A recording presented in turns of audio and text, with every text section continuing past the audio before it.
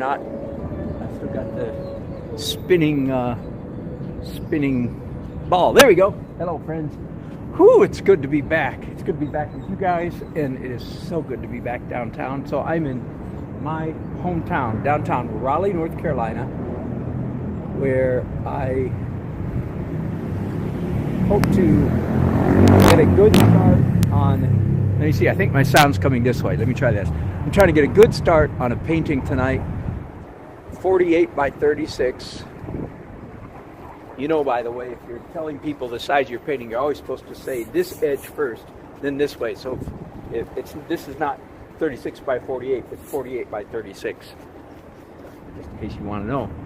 That's the proper way to do that. Hang on just a second.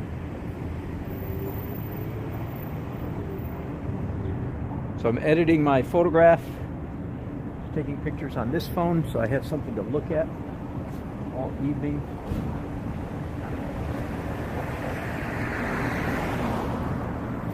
Let me take one more picture before I start painting, and I'll point you guys to see.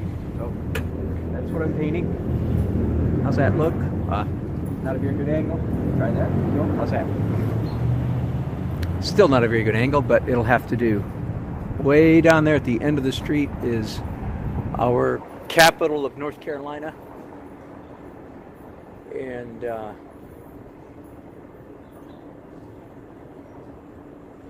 I definitely wanted to get here earlier than this today, but was prevented from doing so. So that's just the way life is sometimes, isn't it? Sorry, I know this is not very exciting. Let me get these pictures up. All right. And now, because it's going to get dark out here very soon. In fact, sunset is in about 45 minutes. And so I have my work.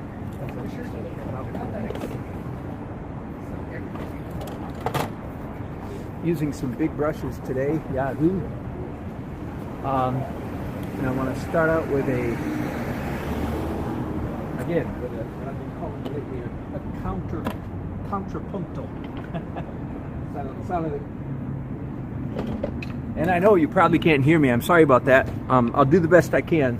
I've got my wireless mic charging up, but I got here and discovered it was completely worn down. Sorry about that. So, hope to be wired for sound after a while. But that's going to have to wait because I'm not wired for sound yet. Some of you, if you're new to following me, you've never seen my, believe it or not, this equipment has the nickname Junior.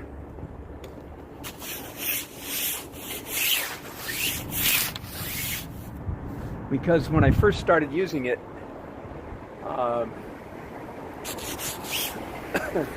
7 years ago, this easel is about 1/10 the size of Senior. Yes, you heard that right. This easel is about 1/10 the size of my big easel. So it got nicknamed Junior. And then I went on, after that, they have several which are smaller than this. So I should have saved the name Junior for a smaller one.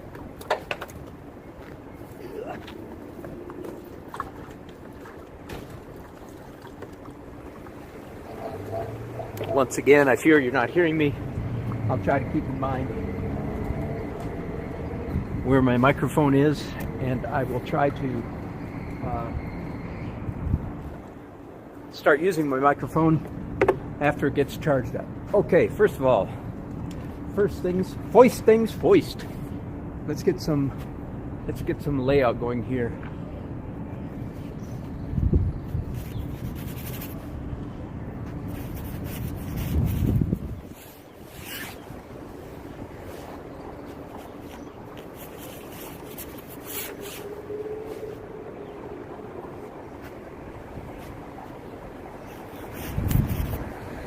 when I do a cityscape like this, you know, the typical skyscraper canyon, such as it is in our cute little city of Raleigh, North Carolina. To call it a skyscraper canyon is pretty funny. But we have one canyon, you know, one street. it's lined by tall buildings. Anyway, the point being is that I'm trying to pay a lot of attention, actually trying to pay a lot of attention to the shape of the sky. The shape of the sky cavity, if you will. Because that will actually do more to help me get these buildings positioned right than, you know what, hang on.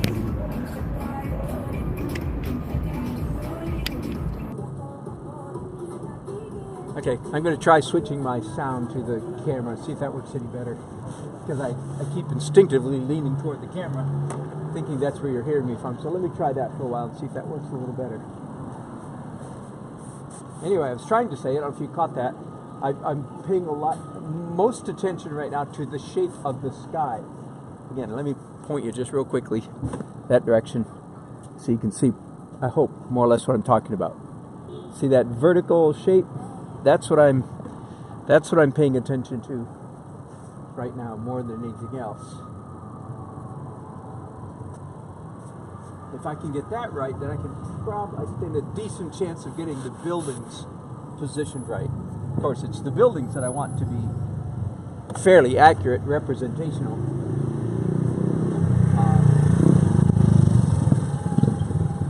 A vanishing point in a scene like this is ridiculously easy.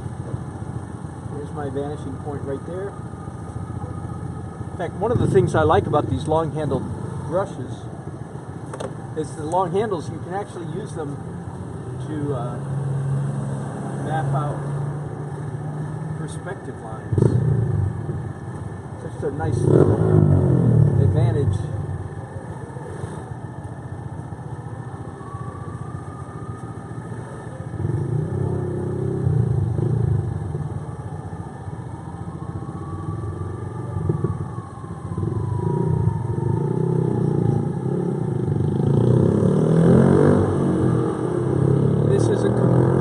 This is a commission piece. Doing this for some fine folks here in the city who have witnessed me paint out on the street many times before. And they got in touch with me and said, hey, finally, we'd like you to do one for us. So, of course, I'm delighted.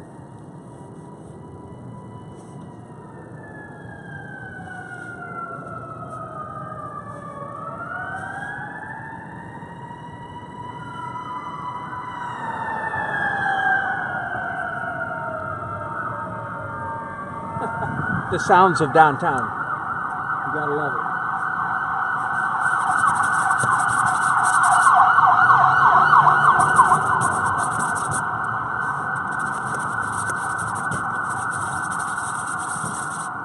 Those are trees. I know I didn't need to tell you that.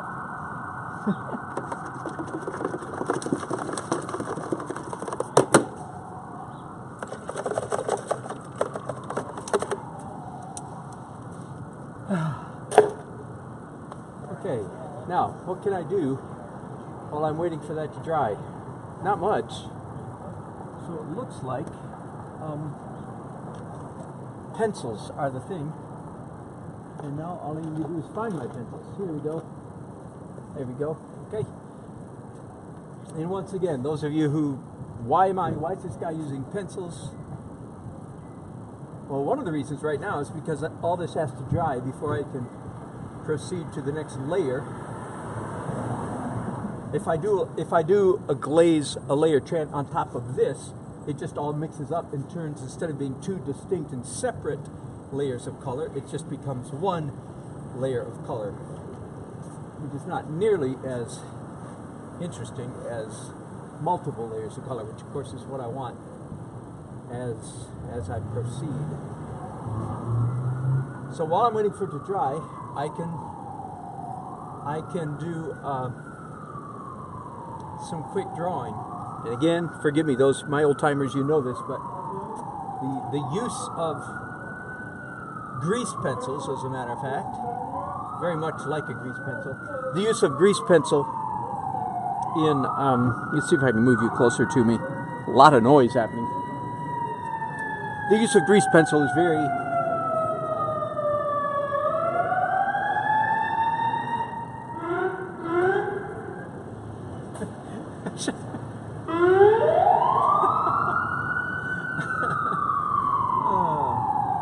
sorry.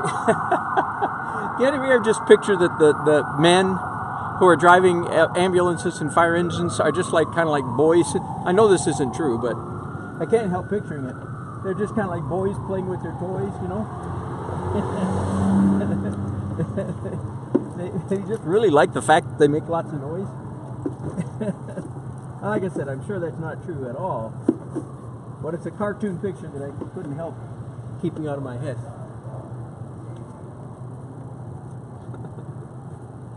Hey, Bubba, look what happens when you push this button. Boop, boop, boop.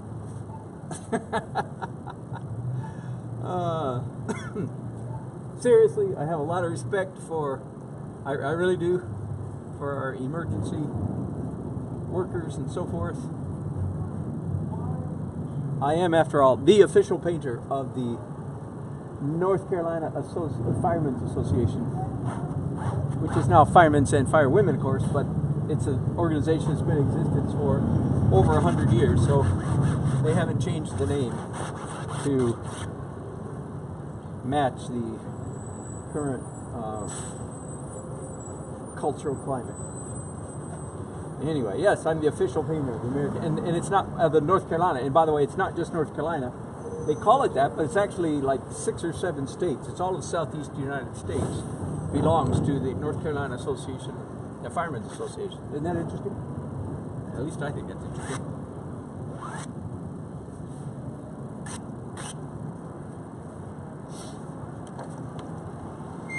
I love this easel. This is my favorite easel right here. It's got counterweights. It looks a little bit like, when I'm putting it together, like some kind of medieval torture device.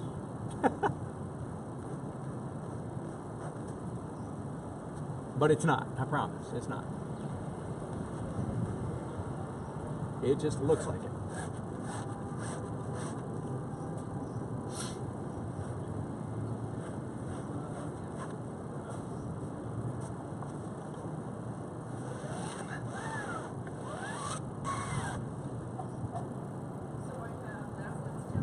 So once again, the pencils are not like a traditional oil painter uses charcoal. I want these lines, some of these lines, we don't know which ones yet, but I want some of these lines to show up in the finished painting. So very different from the way a traditional painter might use charcoal. Very different from that.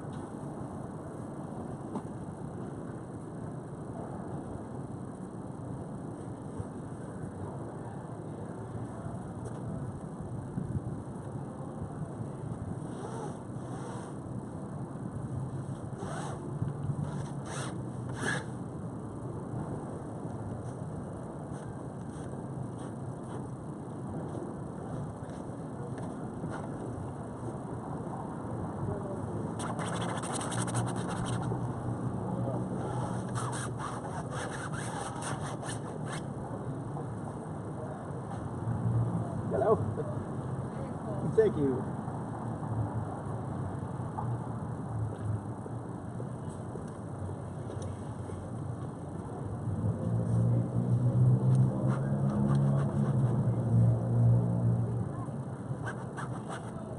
Okay, so I'll tell you this while nobody's here.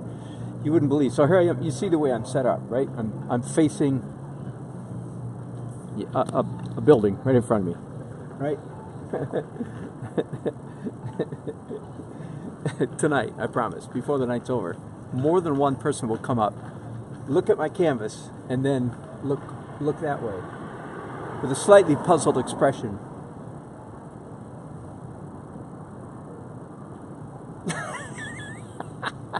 I'm sorry, I shouldn't laugh at people. I guess I'm a very visually intelligent person, and yeah, it's really hard for me to comprehend somebody who is not. savvy enough to see that I'm not painting that building 15 feet in front of me. Anyway, and yeah, they'll do this when I'm nearly finished the painting, I promise. I mean, right now, it's excusable because you can hardly tell what I'm painting, but... anyway, sorry, a little humor at other people's expense. A little bit of a smarty aleck. Sorry. I'll try not to let it go any farther. Okay, now, I'm hoping that most of that is dry. Excuse me, I need a different brush. I've got my van right behind me here. Oh, and by the way, yes, I'm standing in the street. I'm literally standing in the street.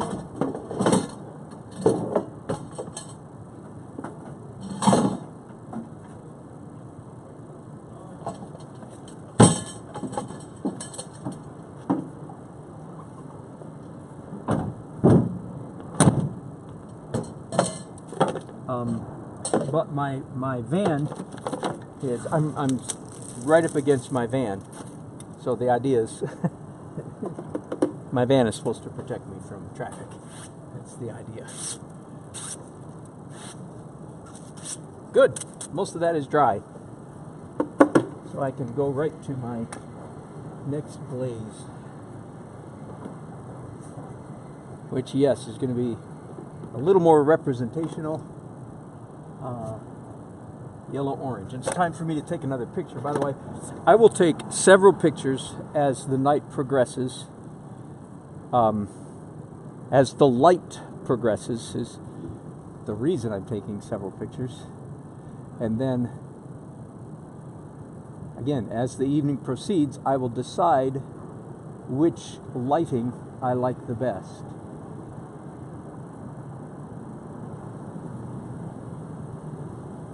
So it's a good 10 minutes darker, yellower, later right now than it was, of course, 10 minutes ago. So I just took some fresh pictures and may indeed use those instead of the earlier pictures that I took.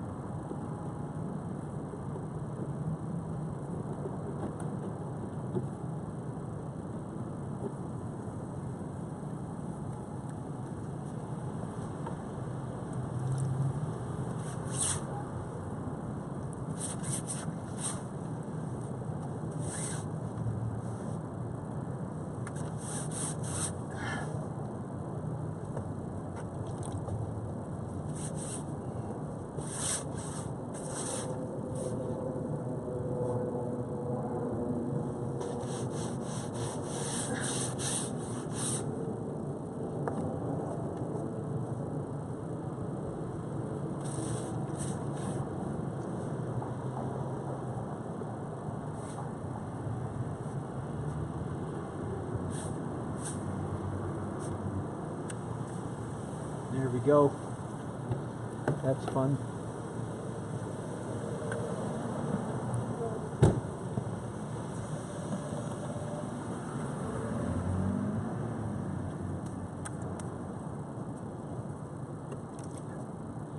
Get a little bit more red in there.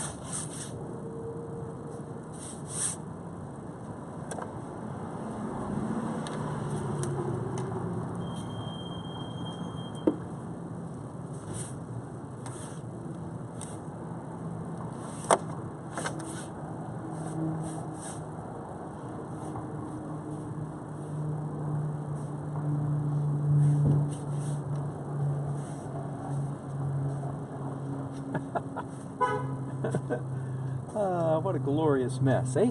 Love it.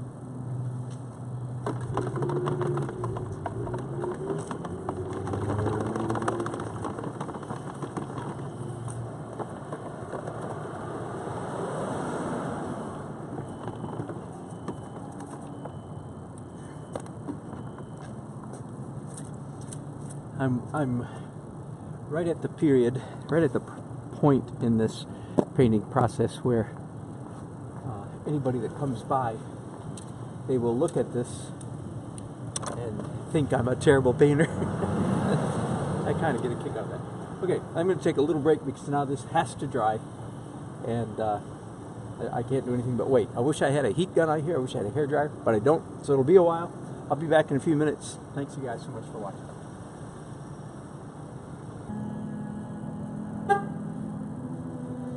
All right, so my glazes are mostly dry enough that I can come in and start doing some white. I always love this stage of the painting process. I love them all, but we have 1, 2, 3, 4, 5. 1, 2, 3, 4, 5. Maybe that's good enough. So now I'm looking for things now that are light, not things that are white. That's very important to keep that straight. I'm looking for anything that's light in color. Anything that's got a lot of sunlight. Like the sky is all very light compared to what it is right now. So let's get the light, the sky. I mean, let's get the sky blocked in a little bit.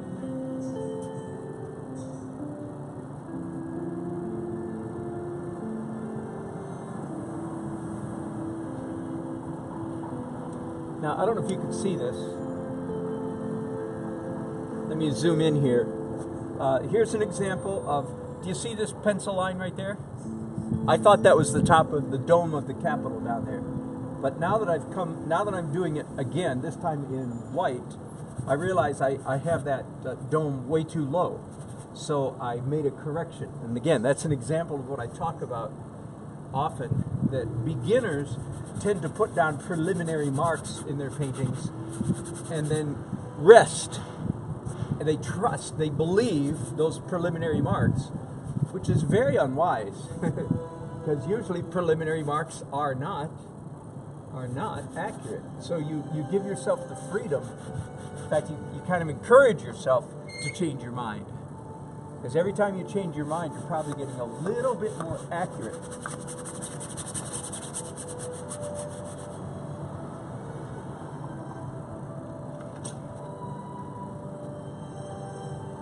Okay, my light is definitely past its prime now.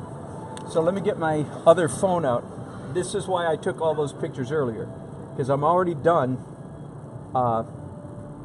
using the light that I'm looking at. From now on, for the rest of the evening, I'll be using one of these photographs. There's a couple different cars here. I have to decide which automobile, which car to use in the painting. But for right now, I'm going to look at, no, I'm not either. I'm going to look at, there we go.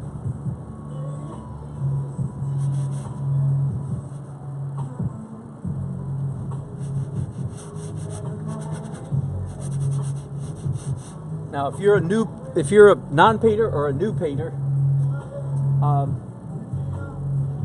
you would be on track if you watch me and go, wow, this is different, okay? If you're not saying that, either you're not an artist, you have no interest in being an artist, you don't know that what I'm doing is unconventional. I'm not trying to be unconventional, I've just evolved that way, little by little over time.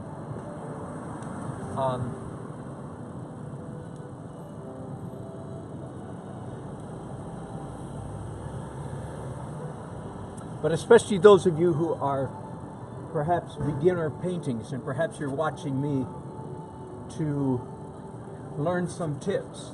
Let me describe my peculiar approach to painting, so you sort of have a grid, know where to fit me in to the world of painting.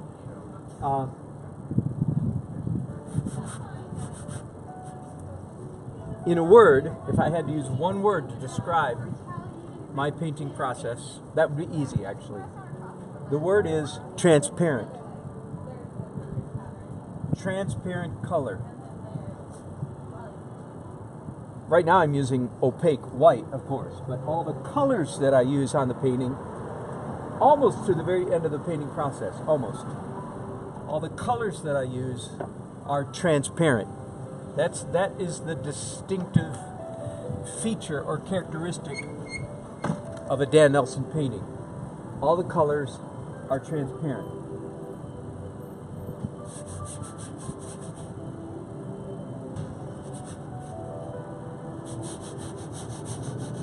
Why? Because transparent colors are more interesting than opaque colors. Forgive me for making this speech for the 100th time, but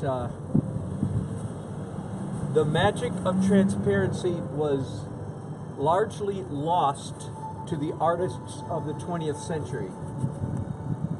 Before the 20th century, every great painter painted in layers of transparent color. That's a slight exaggeration, but not much. It's worth letting it just lay there as a truth. In the 20th century, we had to go through this long, arduous lesson where we learned, quote, that the canvas is flat.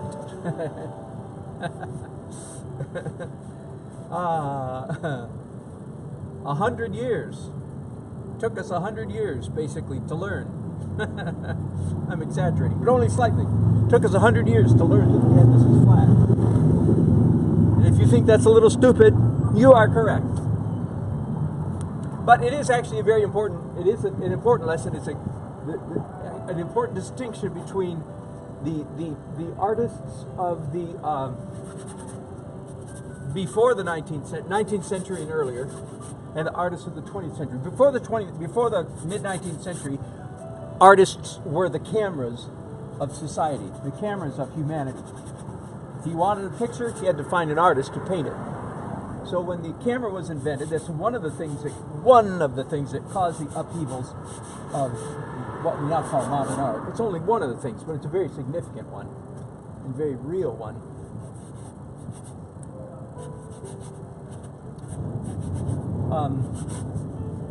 And the phrase "the canvas is flat" is really connected to a broader concept. The broader concept being, when we as painters do paintings, we are not primarily painting pictures. And as you know, well, if you follow me, as you know, I like to mispronounce the word just to give it a little ornery edge. We don't paint pictures. P-I-T-C-H-U-R-Z. We do not paint pictures. We paint paintings. And if you are an aspiring painter, in my opinion, that is the single biggest lesson, the biggest hurdle you need to get over to go from being an okay painter to a real painter. You have to stop painting pictures, and you have to start painting paintings. Personally, I believe that once we learned that the canvas is an abstract entity, then we can go back to the beauty of transparency. Okay, that was clear as mud, I know, but stick with me, I'll be saying it again. Whoops, I didn't realize you were zoomed in still. I'm going to have to let this dry, so I'm going to again take a little break. I'll be back in just a few minutes. Thanks so much for watching.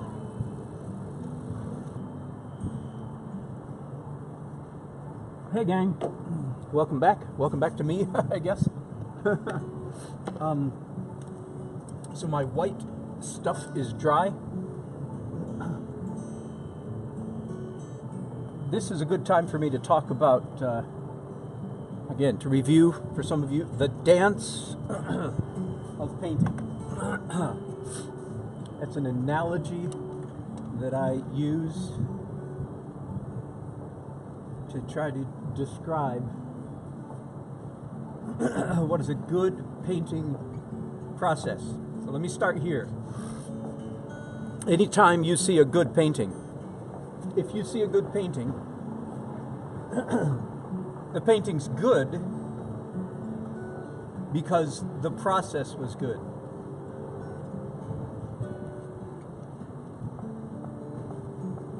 This applies or pertains especially to what I'm going to call, for want of a better title, I'm going to call it real painting, as opposed to hyper-realism, which I'll call, I don't know, an exercise. So real painting if you see, a good painting is a product of a good process. And I've come up with an analogy for a good painting process. I say it's like a dance with several steps, a variety of steps. Now when I say dance, I don't mean necessarily ballroom dance, or certainly not mosh pit dancing, which is about all I'm capable of. But like a Fred Astaire and Ginger Rogers dance, or a choreographed dance. A good dance is made up of a variety. That's a key word.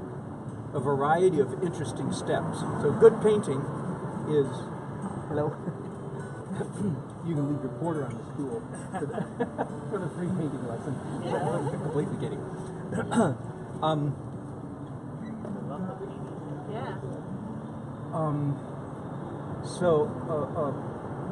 I use an analogy to describe what is a good painting process. And I compare it to a dance. Again, a good, interesting, choreographed dance. And good dance, one way to describe good painting is it has large steps and small steps, light steps and dark steps, and literal steps and artsy or abstract or expressive steps. I shy away from the word expressive because too many people erroneously think that art is about self-expression. Bad art is about self-expression. Real art is not. It's another topic for another time. Let me give you those three couplets again. So good painting has a combination of steps: large and small, light and dark, literal and artsy or expressive. So the last step that I did was this white stuff. Yeah, I did it with that brush. So is that a large mark or a small mark? That's a large mark. And so that last step was large and light, as I was doing white, right? So, and was it literal? Barely. That is to say, it wasn't extremely realistic. The last step, it was pretty loose, but kind of borderline. So the step that I'm doing right now is small, dark, and literal, or little, to keep the alliteration. Little, dark, and literal, or realistic. That is to say, I'm at the moment drawing quite decidedly, right? What I'm doing right now is pretty accurate kind of stuff. At least it's supposed to be accurate if I'm doing it right. That means that the next step after this one probably shouldn't be little, dark, and literal, because a good dance usually does not consist of jumping on one foot over and over. Maybe once, maybe you can repeat it once, but generally that's not a good dance, and generally that's not good painting. You just keep doing the same step over and over and over. So I don't know what I'm going to do next, but it probably will not be small marks that are dark and literal. Although it could be, because I could decide to do pencils again. Okay, but if I do that, then certainly the step after that would not be small, dark, and literal. Sorry to ignore you and talk. There's really nobody watching me. I'm just schizophrenic. Great. I've been watching you since you started. Have you really? In the tea shop. Yeah. Oh, have you really? Yeah. Was that you? Or you've been just your customer? You were over there. Yeah, I was a customer just sitting there. Oh, fantastic. And I was like, wow, this is amazing. Watching it come together. Oh, fun. Good. Thank you. I want to check it out. We got one of the cards. Oh, good. Thank you. I appreciate it. We're from Charlotte, but I would love, something like this is like, to see it happen. Yes. Thank you. It makes me happy. So I'll give you a call. You're saying all the right things, man. I appreciate it. I'll give you a call and I want to hear more about this piece. Okay. Absolutely. When you're done with it, all right? You can finally be on YouTube and watch me finish it if you want. Yeah, no, I will definitely do that. Thanks. Appreciate it. I love having a story with every piece. Yeah, exactly. Thanks. Thank you. My name is Travis, by the way. Excellent. I got it, Travis. Very good. Sweet. Love it. Love it, love it, love it, love it.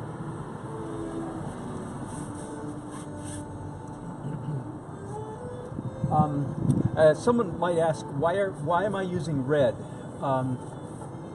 Good question. Don't have a real good answer. I just felt like red. Just felt like that was the right color. This is a commission piece. I'm doing this for some friends and for money. Not just for friends, you know. Not that good friends. They're paid me for it.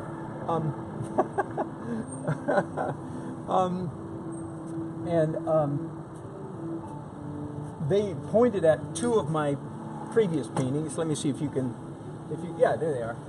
So those are two of my previous paintings, and they said that they liked the coloration. They liked the general tone of the, and I like it when people do that, because that gives me some specific direction. So that's part of the reason why I felt like red was a good next step to go to, because both of those paintings are kind of on the warm, even energetic warm side. So although it's not unusual for me to do a drawing in red. It's a nice high energy color.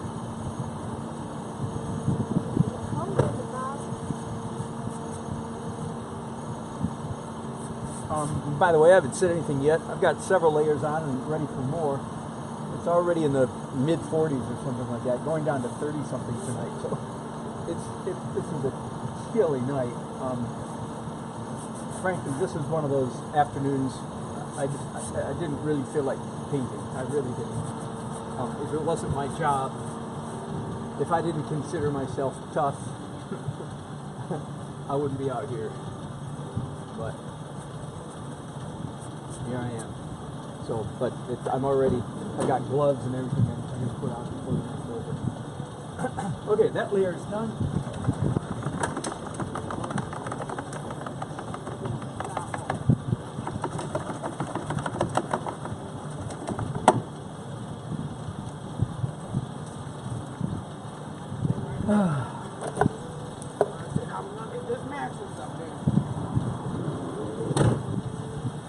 That shouldn't take too long to dry, especially if I take a damp brush and run streaks through it.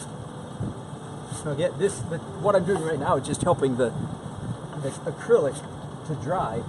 Where it's thick, it takes the longest to dry. So when you do this, it spreads out those thick parts that makes it dry faster. But you have to do that vigorously. The way I just did, you can't come up here and go like this. That would be ugly marks. So you have to do bold streaks.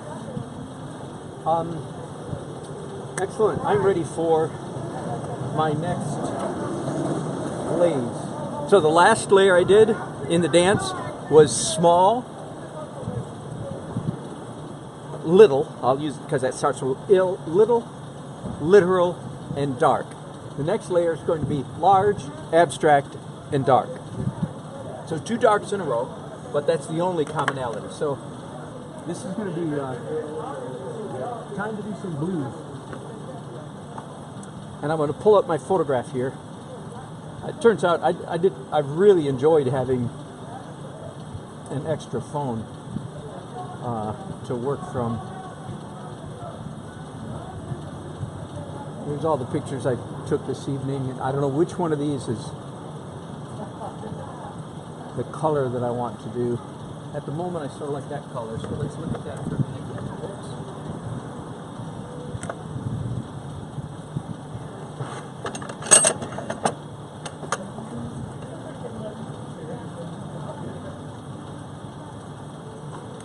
I don't know if you can hear my music, but I'm hoping that YouTube cannot hear my music, because if they can, I'm going to get one of those friendly little emails say, you violated copyright.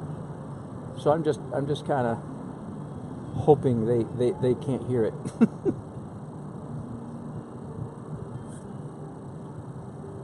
Go. Okay, big brushes again. Does that make sense? That the dance thing, does that make sense?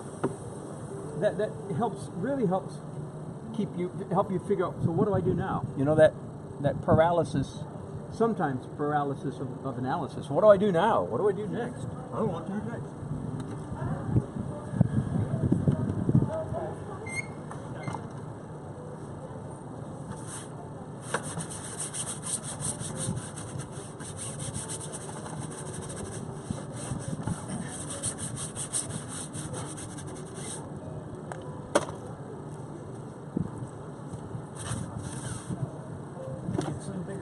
here.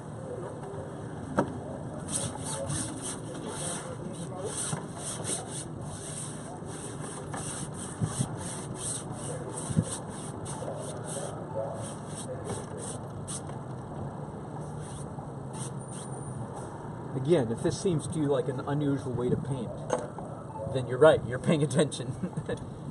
If you're not an artist at all, you might think, well, I guess this is how all artists paint. That would be not true. And again, I didn't set out to be weird.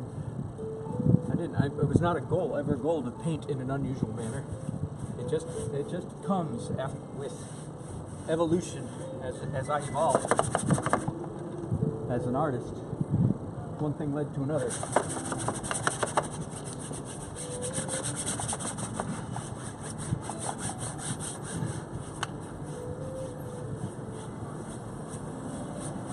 Much of it accidental.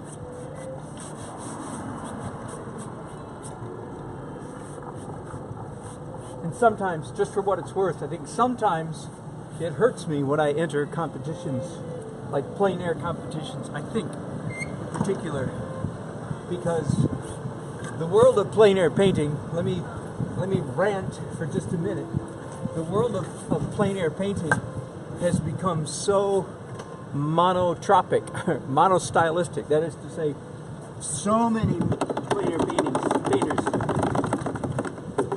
paint like Kevin McPherson, or want to paint like Kevin McPherson.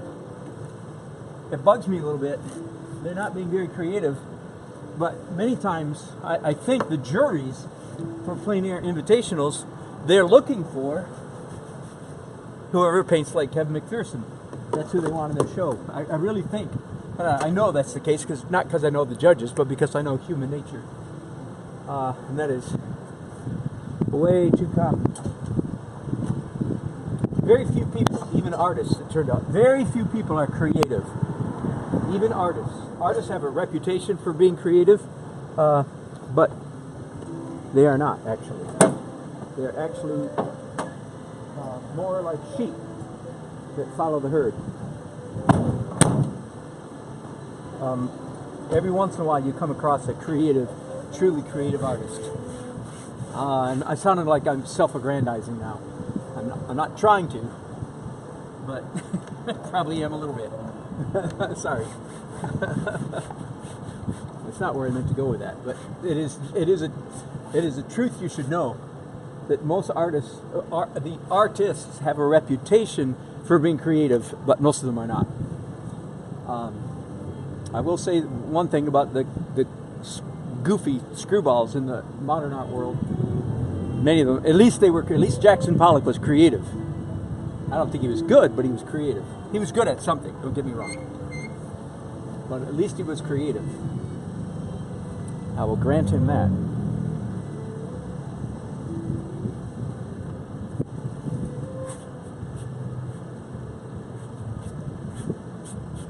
So I've just applied a very thin glaze of blue. As you can see, that was kind of dumb to say that, wasn't it? Okay. It's going to take just a minute for that to dry. So I think that I can just not take a break here, but just keep broadcasting. I'm being nosy. That's all. I'm just being nosy. Yeah, please do, please do. Dan, what's your name? My name is Anthony. Hi, Anthony. Yes, sir. Good to meet you. Nice to meet you. Thank you. Please be nosy. I appreciate it. Abstract? That street right there. Yeah, I'm in the early stages. There's the Capitol. Okay. Here's that Jeep. Here's all the buildings. That's good. Where you gonna put that at? This one is a commission. Somebody's actually paying me to do it. Oh, That's really good. that's a good thing. That's a very good thing. I wish I had that every day. Hey, but that's a blessing, man. But You do good work, man. thank you. Well, you will have to come. Do you live here? No. You have I to. know, no, I don't want to embarrass myself. No. I don't want to embarrass myself. And I mean, like, what's your name was? Dan. Dan, I live on Shores. Yeah. Bless you. I live on Shores. Dan on Shores. Thanks for not asking. That's what. Money. I wouldn't ask myself like that, Mr. Dan. I wouldn't do that. Thanks for not asking. If somebody want to give me a blessing, they give me a blessing. I wouldn't do it. I got too much pride for that, Mr. Dan. Hey, you be blessed, man. You too. I like that, though. Thank you. All right. Again, so this some of this running I don't care much for. So it's still wet, so I can move it around. Again, enough about you. Let's talk about me some more. While this is drying, I'll tell you a story. So how did I get in? A big part of my development, layers of transparent acrylics. That's a big descriptor of my work, right? And I came upon that very much by the way, I discovered I have a great big blob of blue paint on my white van. I'm glad it's my van, not somebody else's. Yes, I've actually, several times in years past, I've been up there painting on the street, and I turn around and go, oh my God, I splattered paint on somebody's car, and I'm down there wiping paint dots off somebody's car. I will say this, I don't think I've ever left a mark on anybody's car. I have made a mark, but I haven't left a mark. I cleaned it up. Okay, back to the story. I went to college, art major in the mid-'70s, and acrylics were a pretty new thing. And most of my professors were leaned toward abstract expressionism, which has its place. But anyway, there was much too much unanimity in this art department. I didn't know it at the time. It was a weak art department, if for no other reason that the professors all agreed with each other too much. That's a bad art department, by the way. If you're thinking of majoring in art, first of all, I'd recommend that you don't. That's another story. But if you do, find an art department where all the professors disagree, perhaps even vehemently. And there's a wide variety of styles and techniques, and somebody in there is an amazing drawer, renderer, figures, everything, landscapes. Anyway, in the mid-'70s, college, art department, acrylics were all the rage. My professors just went nuts over acrylics, because acrylics are like perfect for abstract expressionism. Slap down stuff, dry in 2 minutes, slap down something else, and so on. And my personality didn't jive with that at all.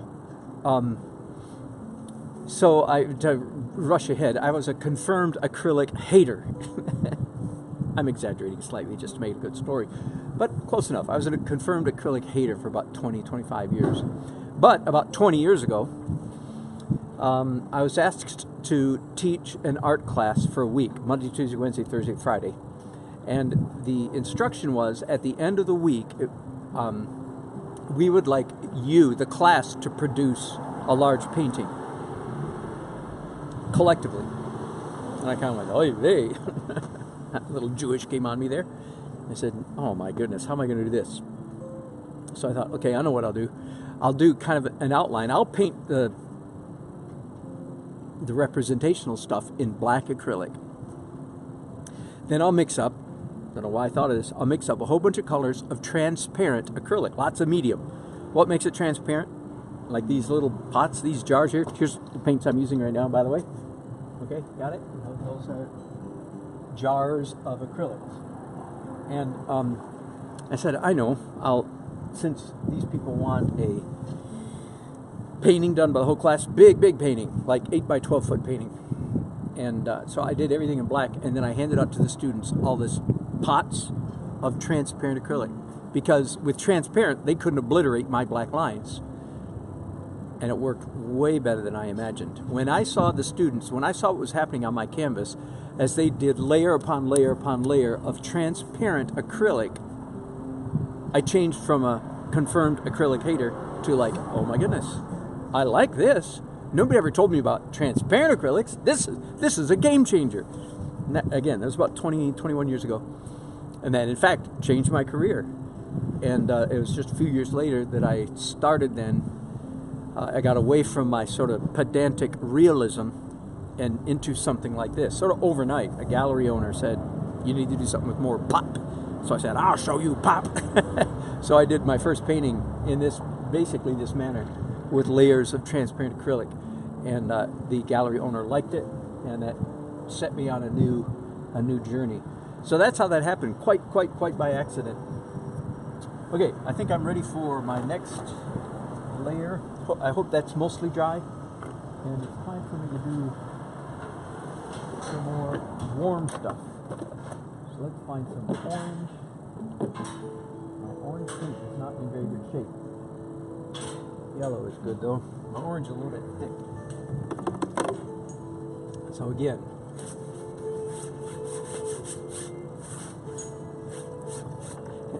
and again, if you're watching me and you're thinking, man, you paint with those, that's crazy. When are you going to start making small strokes? I will, by the way, start making small strokes, so to speak, here in a little while. But it's not time for small strokes yet. For me, for my style of painting. I care a lot, right now at this stage, I care a lot more about energy than I do about realism. But there's actually quite a bit of realism already on the canvas in those pencil lines that you can hardly see anymore, and the red. So I've drawn it three times. First time with purple and blue paint, second time with black pencils, third time with red paint. So I've drawn the image pretty carefully 3 times already, and you can still see the drawing. That gives me freedom to do the crazy stuff that I'm doing with all this energy. Okay, that's good enough. Okay, now I think I do need to take just a short break. This needs to dry. I'm going to come back and do white, opaque white acrylic one more time, and then I switch to oil. So sorry for the break. I'll be back in just a few minutes after this is dry.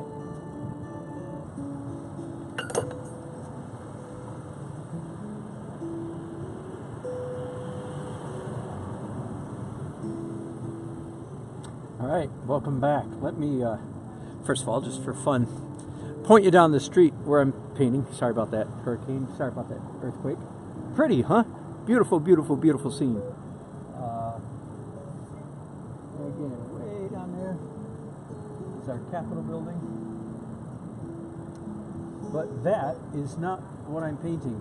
That is to say, that view is no longer what I'm painting, because instead I'm painting something like this. How close can we get? You can still see it. So here's what I'm going to be painting from most of the time now, is my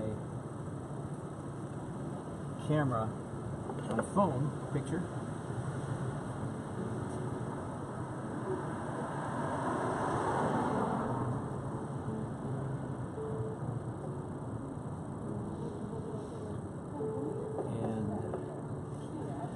Turn you back around.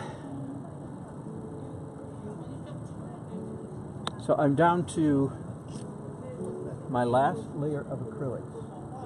For me, it's always white. And after this, I go to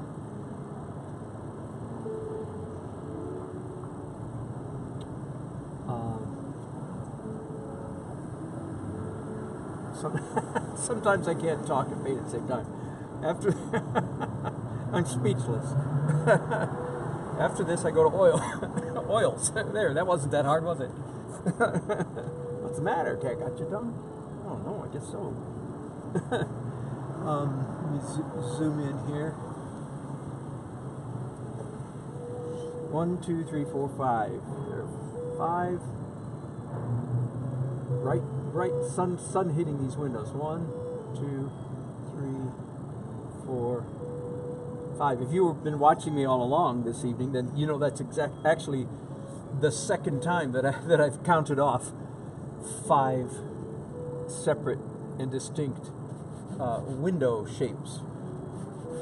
And you may notice that the 2 window shapes, the 2 sets of 5, are not identical. That is, they all got moved. And again, that's in my opinion, that's good painting, where things shake, rattle, and roll. Things vibrate around the canvas. Things get moved. Part of what I'm trying to say here is that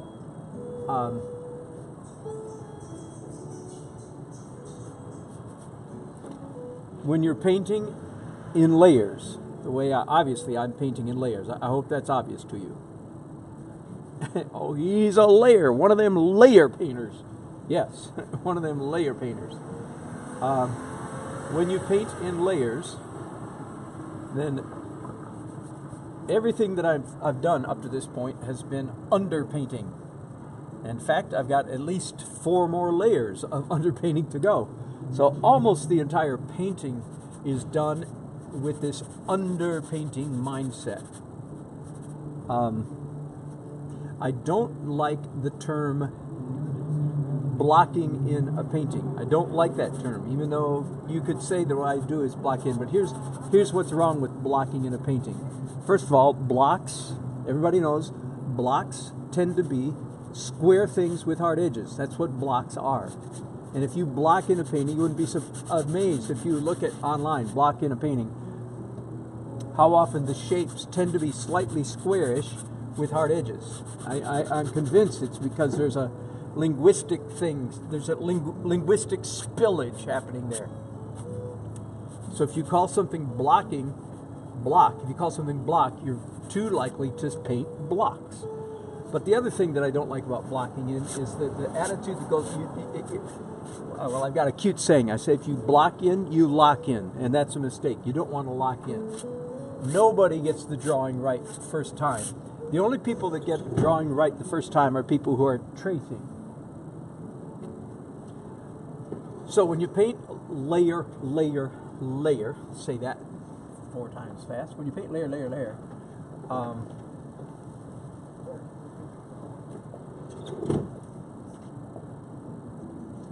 it's not only is it okay if your under layers are slightly off, slightly mistaken, slightly erroneous. That is, like this line right here, let's say for instance, do I want to nail that line the very first time that I try to render it? The answer is no, I do not. Because if I do, my finished painting will be stiff, stilted, predictable, pedantic. One of my favorite words for bad painting, pedantic. From the Greek word ped, which means foot, boring, walking, plodding, pedantic.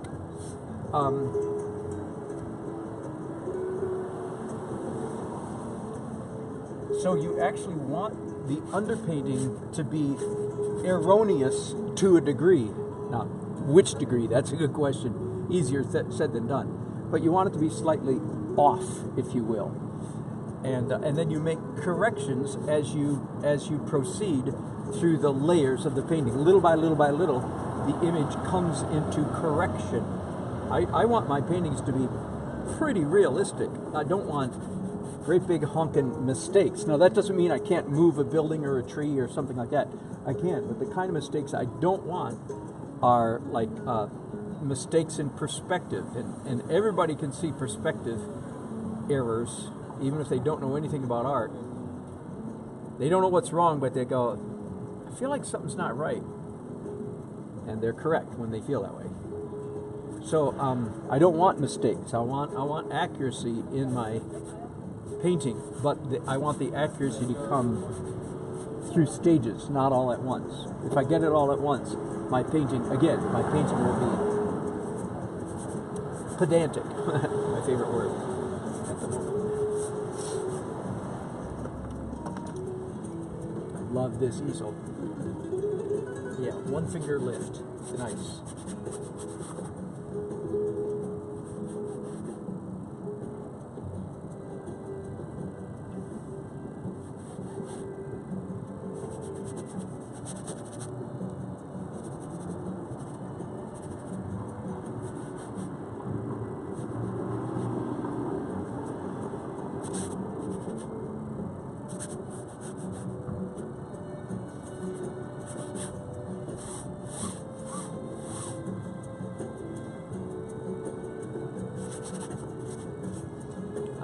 I'm afraid, let me turn this down because I'm afraid you can hear that music, which means YouTube can hear it and they're going to send me a letter saying that I violated copyright.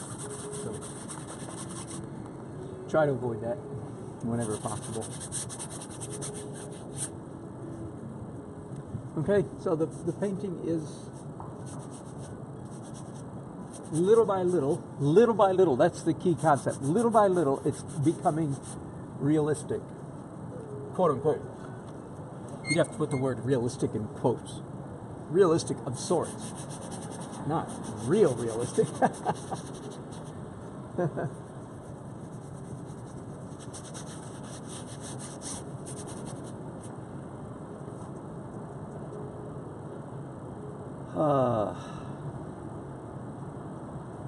I done? Look, just a little bit more light energy down here in the foreground again.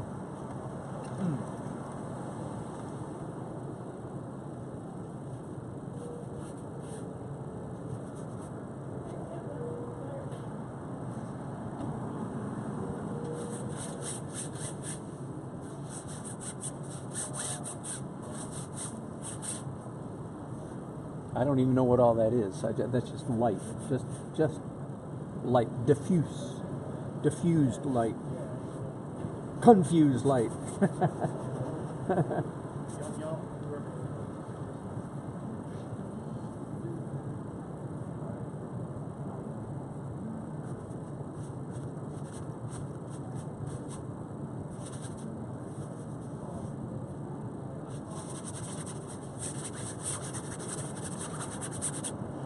This is definitely going to be as you can see here, it's definitely going to be a twilight-ish scene.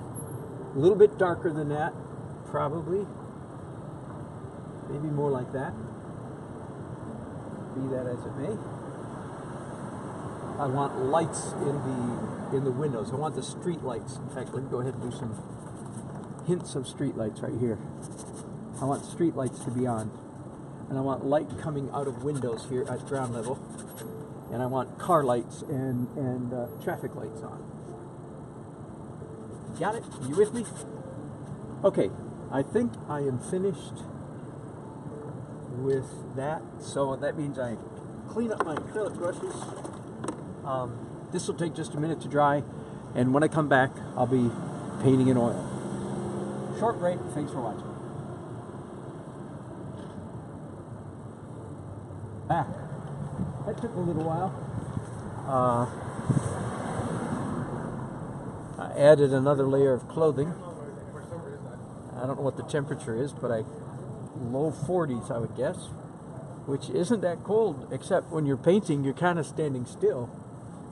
So, let me see if I can get the exposure to do a little better here. Will that darken for you? Come on, come on, come on. There we go. Now let me see if it'll stay that dark. Okay, the acrylics are finished. I'm on to the oil. So I have several things that I'm working on. One is, whoops, I've got several pictures that I've already shown you here. Come on, come on. I'll just let it go with that. Several pictures that I'm looking at. And of course, the further I go in this process, the more the painting itself takes precedence over whatever my reference is, whatever my, you know. Now, some of you may wonder, again, let me point you down the street just for a second. There's the scene. And beautiful, huh? Yeah. You may very well wonder, well, since I'm definitely not painting that lighting anymore, why do I stay out here and finish? That's a very, very good question. I'll try to answer this way. Well, first of all, if you're out in the country where it really gets pitch black, then you can't see anything after the sun goes down. But in a city, of course, I can still look over my right shoulder and see the structure, the drawing of some of the main buildings down there, right? Because of the city light. So it's not like I can't see anything, which if you're out, you know, painting in the mountains or the ocean or something and the sun goes down, you really literally can't see anything, but here I can. So that's a mitigating factor, that it doesn't go black. The fact is, I will almost certainly not finish this painting out here tonight. Let me see, it's almost 7:30 and it's less than 45 degrees, I would guess. So that makes it a little bit of a challenge. I've only got 2 more things I can put on, clothing-wise. A real warm ski cap and a scarf. Other than that, I'm wearing all my warm clothes that I brought with me tonight. So if I get any much colder, I'll pack up and go in. But so why do I stay out here? Again, the best word for it is energy. Just when I'm out here, I'm on a roll. I'm on a roll. I've got a momentum going, which as soon as I pack up and head for home, all that energy goes out the window, all that momentum stops, and I'll set up this painting in my studio tomorrow morning, for instance. I'm assuming I'll paint tomorrow morning. And I've got to start over, almost like from scratch. And that's just a really difficult way to paint. So the more I can get done out here on location, sure, I can look down there and see stuff and help get my drawing right, but I'm hardly using any of that lighting. So it's of moderate help, but the energy is huge. I'm on a roll, and when I go home, I have to sort of start all over, and it's not terribly easy to do that. So I'll paint out here as long as I can. I would love it if I could essentially finish the painting tonight, so that all I have to do tomorrow is second day stuff, which, if you follow me, I talk often about what is the second day stuff, and I'll leave that for another time. I would love to get that far done, but it depends. If I get too cold, too hungry, too tired, I turn into a whining weenie, then I'll go home.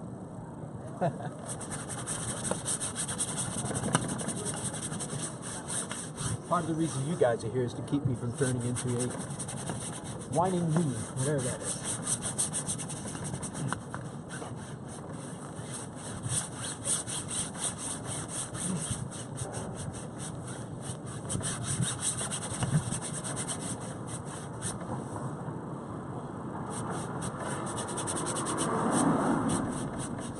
So doing glazes on a canvas this size is no mean trick. Not a small job. Getting that one this size all glazed over takes just a little bit of doing. So I've done 2 colors so far, well, 3 colors I guess. Phthalo blue, a little bit of ultramarine, and oxide red, which is a brown.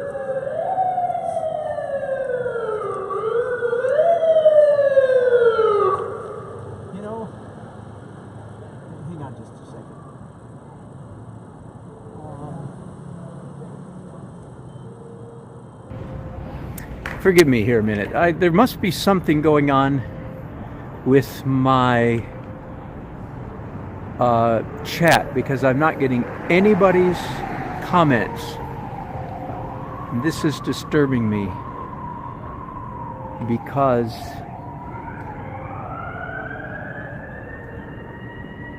it makes me think that I've got some setting on my phone, but I can't find it.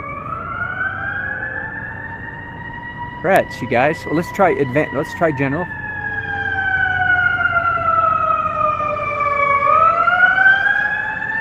No, not there. Let's try advanced settings. No. Rats, guys. I am so sorry. Here's a pencil. What does that mean? No, cancel that. Okay, I'm sorry. I can't find anything. So, sorry. I usually enjoy chatting with my friends. For the second time, if anybody knows how to use a Mevo and why I'm not seeing any chats, Or maybe it's a setting in YouTube. I don't know. But anyway, sorry about that.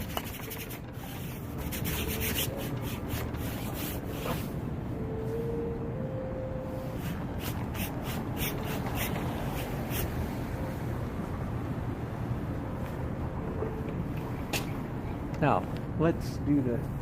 I don't always do this, but yeah, more times than not. I do the classic vignette of the corners, darken the corners. Anything like that you just... Don't think, if you're an art student, oh, you always... Don't say always. Oh, you should always darken the corners. No, you shouldn't always. There's very few things you can always do. None that I can think of you can always do. But you can do something like darken or vignette, darken the corners, yeah, fairly often. Fairly often. It seems appropriate on this canvas, so yes, I'm going to do it. Okay, so watch out for those always kind of things. Usually when students start falling into alwayses, it's because they don't want to think. Oh, I'm sorry. Let me go back to... Let me go back to microphone on the Mevo. Sorry about that. So at least when I turn toward you, you can hear me. My microphone today seems to have died, like permanently died.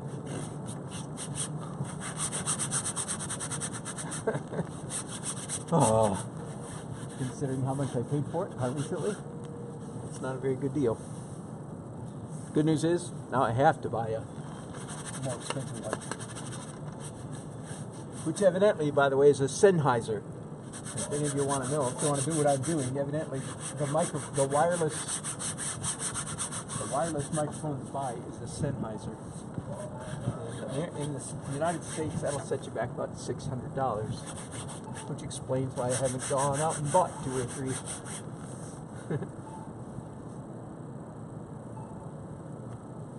Okay. Now, let's look at some stuff up close.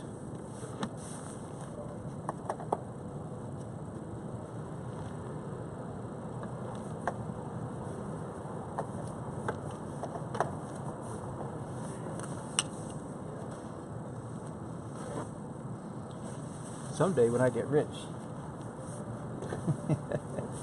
I'm going to bring an assistant with me every time I paint. Their entire job will be to do nothing but clean brushes. Dang, I hate cleaning brushes. But I hate not cleaning brushes even worse. Brushes don't last very long if you don't clean them. Of course, chip brushes, no big deal. But that's why I'm not cleaning them very well. Okay, stop talking about this.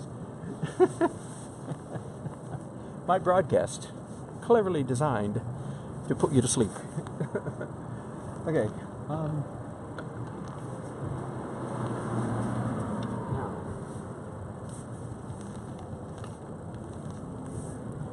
back to my photograph. Come. Go. Okay. Yeah.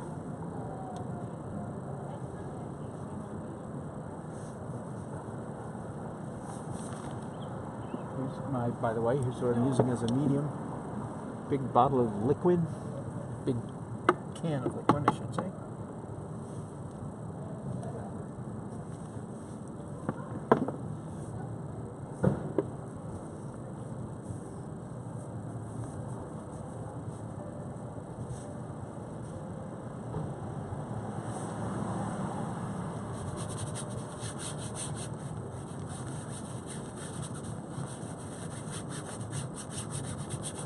Again,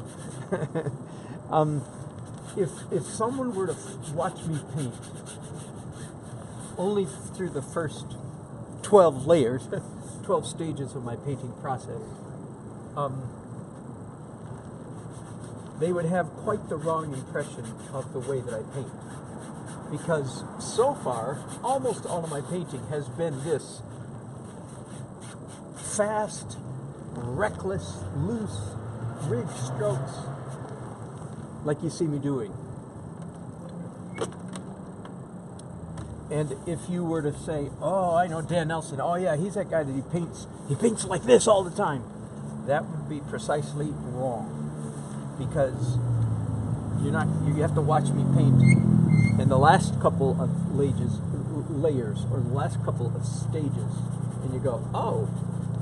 I say when I'm teaching a painting class, especially when I'm teaching my technique, my approach to painting, I will often say, okay, during the first half of the class, I dare you, I beg of you, I challenge you, please try to be as loose and messy as I am. That's my challenge to the students. Very few of them can do it. Very few of them can force themselves to be as loose as I am.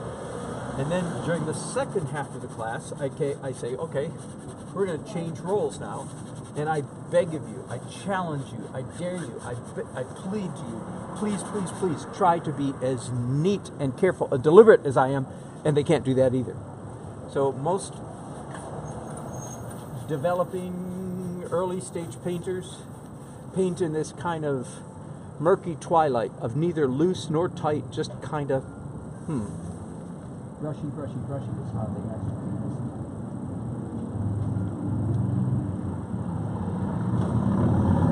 Brushy, brushy, default setting for most student painters. Brushy, brushy, the antithesis of good painting. Is when you don't know what else to do, you just go brushy, brushy. Bad painting. Anyway, so I just want to mention that I'm not going to continue to paint in this messy manner, but it's the way to. By the way, these are flags. Those two red blushes. That's the beginning of some American flags. All this red down here, that's a red umbrella, a reddish restaurant awning, a red Jeep, and I don't know, reddish stuff over there. This red right here is just leftover from something underneath. I have no idea how that got there, but that's gorgeous. I'm going to try not to lose that.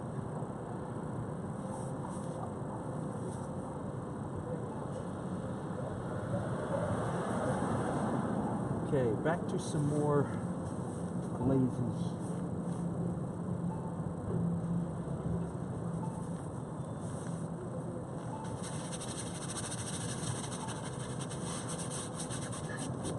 There's one building in Raleigh over here that's distinctly blue. I just want to get that. Oh, and then there's this other building up here that is distinctly purple. Slightly purple, I guess is a better word. A little bit of local color there. Okay, I think I'm done with my glazes. Typically, I will take a rag and lift out some. So let me see if I want to do that. I don't have a rag. I do not recommend doing this with a paper towel, but I don't feel like climbing into my van looking for rags right now, so I'm just being a little bit lazy.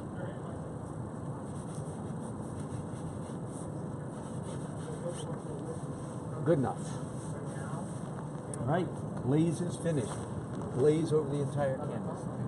Back you up so you can see the whole thing. Next step then is once again to draw. So with brushes. Well, no.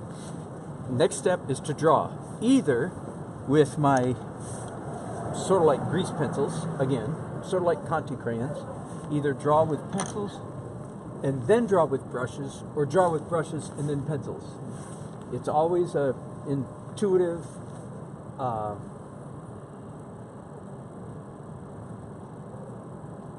don't know why I choose one way or the other.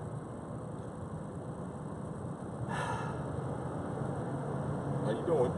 I'm doing good. I've been watching you. Oh. I figured it'd give me a little cold, so I'd bring you a hot chocolate, man. Thank you, man. Appreciate Absolutely. it. Thank you. What's your name? Lawrence.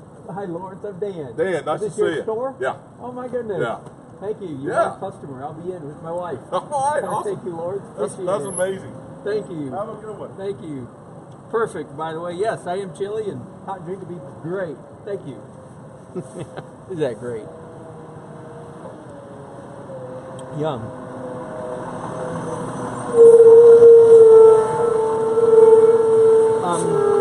Okay, so I just decided, for some reason, I decided to do my drawing this time, my next layer of drawing in brushes, with brushes, and then after the brushes, I'm going to follow up drawing with the pencils. Okay, and again, I don't know. That's just I have no idea why I choose. I just look and say, what do I feel like doing? What? I don't know. That's all I can say. Is just complete intuition. I'm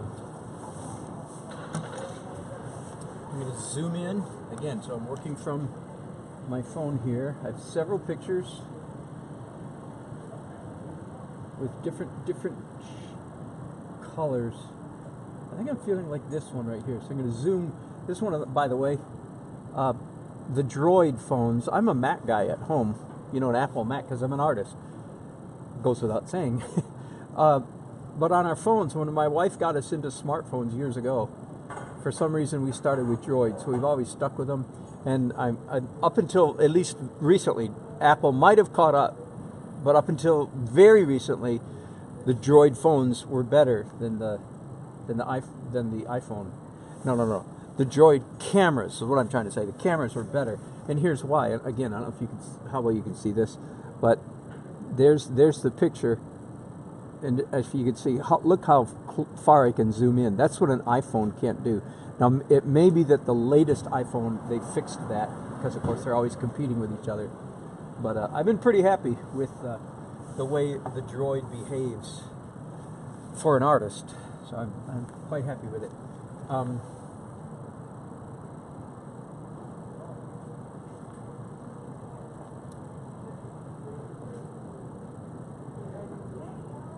So again, let's go back to the dance of painting once again. If this is a dance, you tell me, what step am I doing right now? Is it large or small? Absolutely small. Is it light or dark? Dark. Is it literal or expressive or artsy?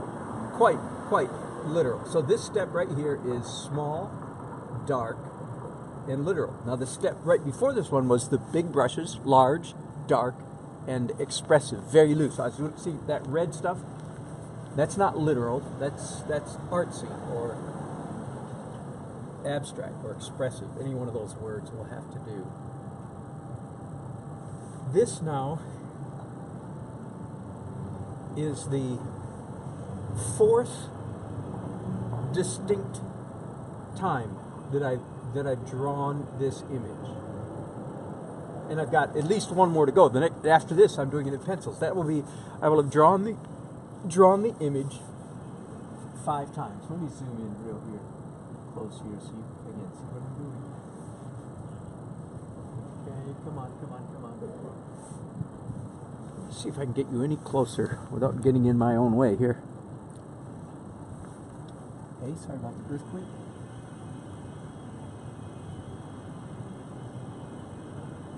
About it. Okay, good.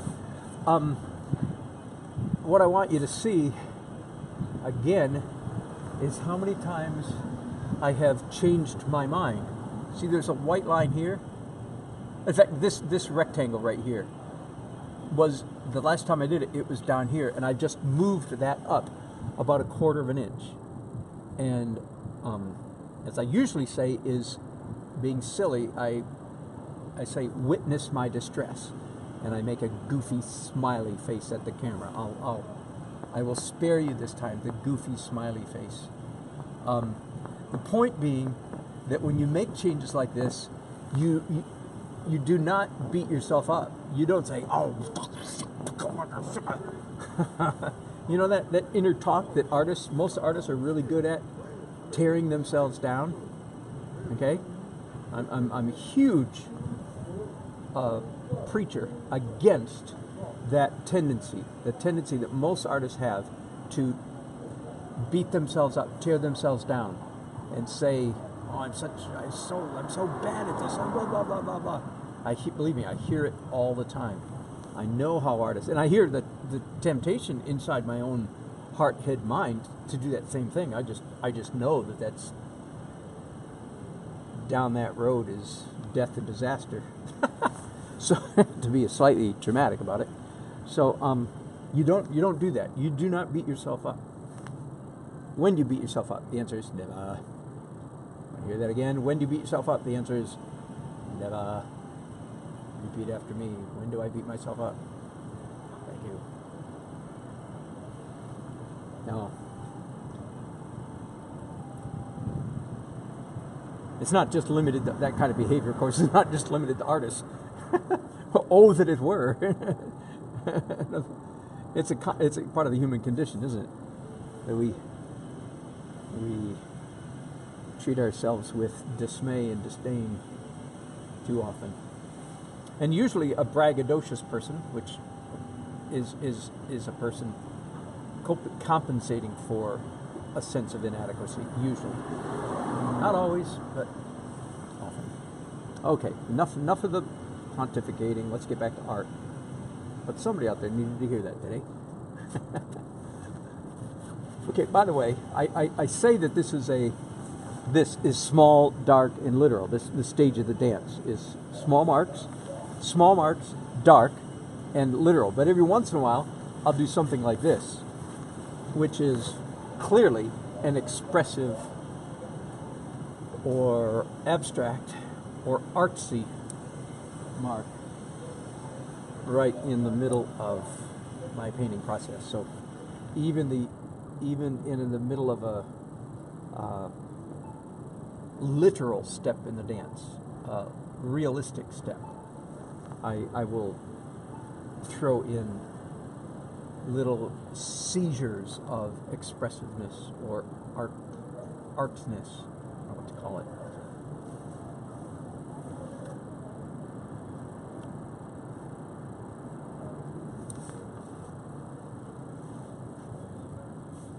Looking pretty carefully at my other phone here,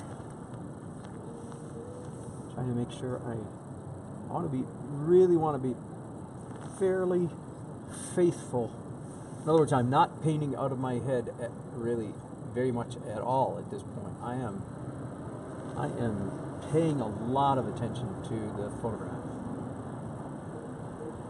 The time for painting on my head will come later, after I've got the subject really nailed down. Most of us artists, the point at which we abandon our reference, whether we're doing, a nude figure or an apple, I'm trying to think of classic art things, whether we're doing the nude figure, the apple, the pear with, the still life, or in North Carolina, the tobacco barn landscape. At some point in the process, we all of us, we stop looking at the reference and we start painting out of our head. I've concluded, this is fairly fresh, and it's pretty obvious, but it's fairly fresh. I'm freshly impressed that the better artists generally speaking, hang in there longer before they slide into painting out of their head. And the funny part is, when I say that, I have artists in mind like Richard Schmid, again, a couple of my favorites, Richard Schmid and Tibor Nagy. Tibor Nagy, N-E-G-Y, who are both very loose and expressive painters, especially Tibor. He's crazy. I say that with great envy. He's crazy. But when you look, he's very loose, looser than I am. I'm trying to get to paint a little bit more like him. But when you look at his stuff and you consider how careful attention, he does a lot of cityscapes, as I do, and I find that, of course, particularly fascinating, and it's helpful for me. When you look at how he paints a city bus, for instance, or pedestrians getting off the city bus, it's ridiculously accurate. I want to say that again, ridiculously accurate. So much so that I have seriously wondered at times if perhaps he actually paints on top of photographs. I don't know the answer to that. I don't think he does. Doesn't matter if he does, although it would be fascinating to know. But because he's so loose and so accurate at the same time. And that's what makes my heart go pitter-patter. To use to describe it in a funny way. That is what I'm after. For the last 5, 6, 7 years, I've been on a conscious quest for higher degree of looseness. You know, all you artists know what I mean by that. Higher degree of looseness, and at the very same time, higher degree of accuracy or realism. Those are opposites, right? And that my goal is to, like the artists I admire most, two of which I just named, are those who manage to pull together these two opposing impulses, realism and abstraction. Those are the artists. That's what I'm after. I'm happy to say I have made much progress in that direction. And recent observations, so this is fresh, still fresh in my mind.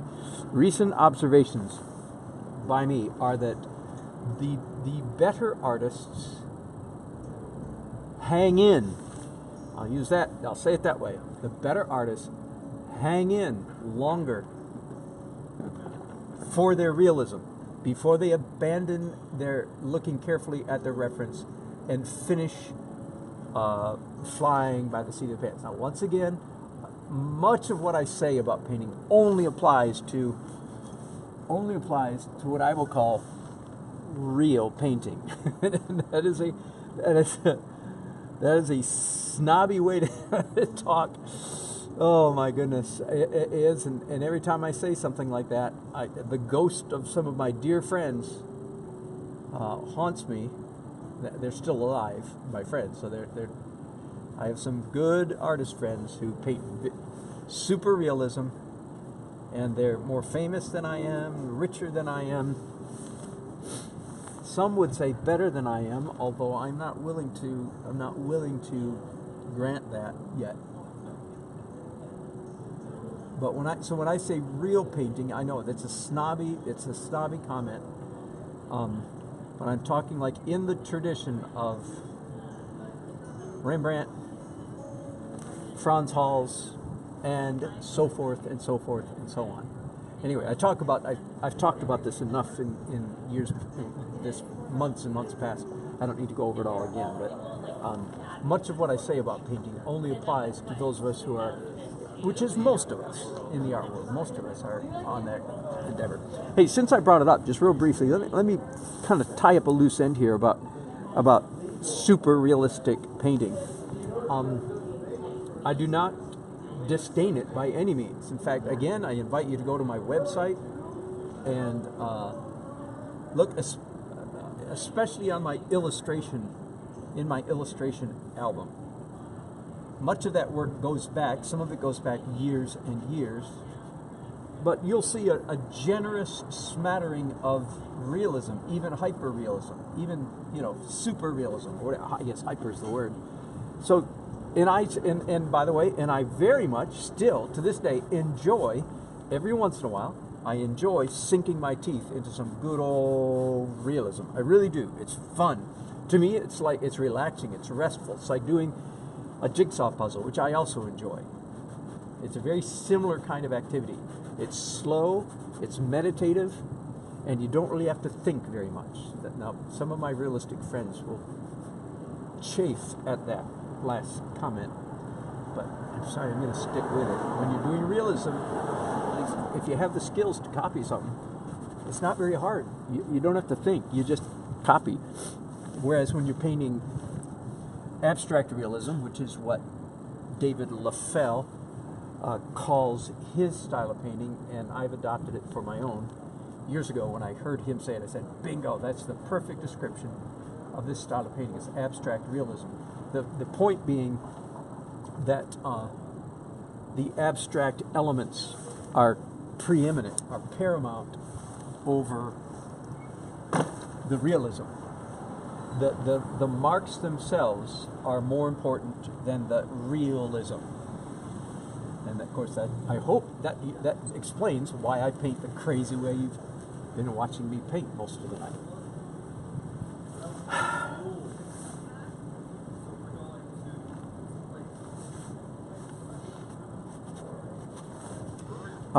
Oh, I was going to say, there will always be a place for realism.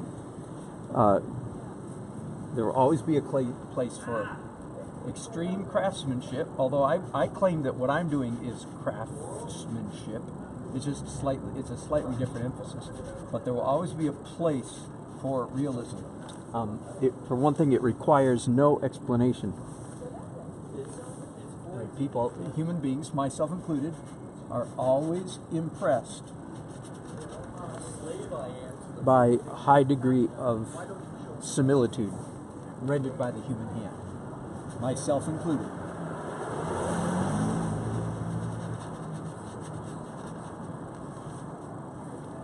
Anyway, that was a long detour, wasn't it? Excuse me for a minute while I come over here and paint. My friend, The side. where's Orel? I don't know. That's a good question. See, restaurants come and go right down here so fast. Okay, well, what's the address? Orel? What's the address? Hold on. It's in some sort of order here. It's Orel, and that comes out to be, as my belt thing spins around 18 East Market Street. That's good. Martin is. Thank you. The next one up. Here's Davey. Next one up. And I would guess it's that. Well, the Martin Street's 2 blocks up. Yeah. Awesome, sir. Thank you very much. Don't freeze. Where'd that hot chocolate go? I need to put this in my thermos. Pardon me. In fact, pardon me just a minute while I do that exact thing. I don't want to waste this delightful drink the man across the street brought to me.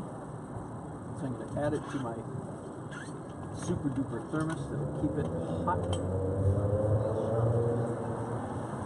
Drink it at my leisure. Woohoo! Wow. Some good stuff in there.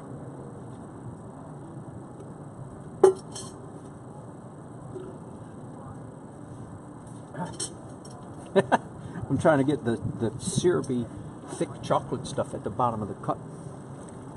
Hey, this is why you sign in. This is why you this is why you click to follow me, right?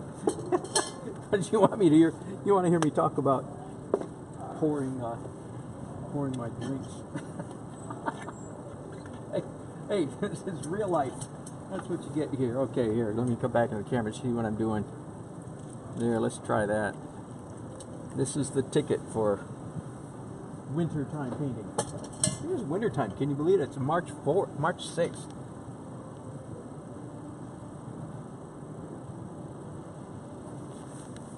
Ah, that's good. Woo!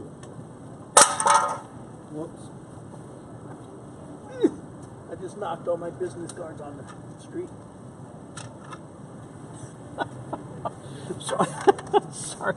One thing leads to another. So I carry my business cards in this little plastic box with a lid. There. On the same stool as my hot chocolate coffee mix. It's okay. Would anyone around here like to talk about art? Oh my goodness.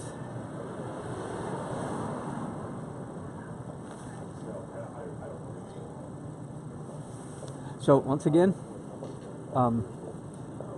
every time you do the drawing, that's just sort of make it general. Every time you do the drawing, you make corrections and you move lines left, right, up, or down to where now you think, upon further reflection, where you think they should go, and without trying to correct or erase. If you can see this. Yeah, there you can. Sure. So this is where I thought the edge of this building used to be here. I just moved it almost a full inch to the right. And as I like to say, witness my distress. In other words, I'm not distressed. In other words, I'm not beating myself up. That does not bother me one bit that I had to make that adjustment. Partly because it is, in fact, those adjustments, sometimes tiny, sometimes like this one, pretty large adjustments. It is those adjustments that create a lot of the human touch in a painting. I've referenced, over the years, I've referenced David Hawking's book. I forget the name of it, I should know the title, where he talks about how many of the old masters, Renaissance painters, like Franz Hals, no, I didn't mean that, like, the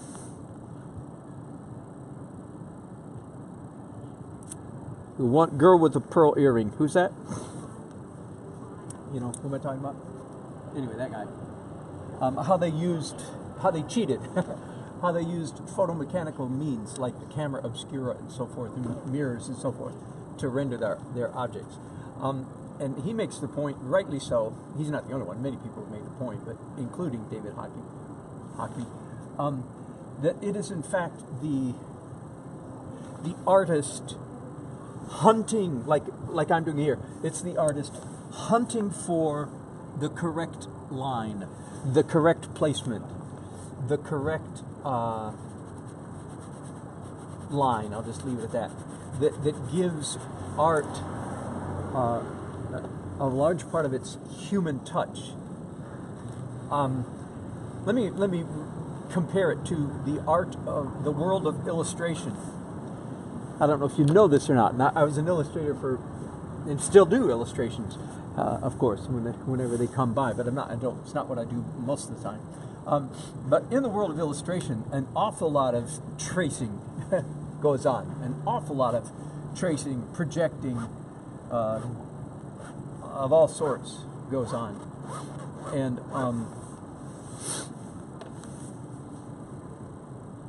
the challenge in that world of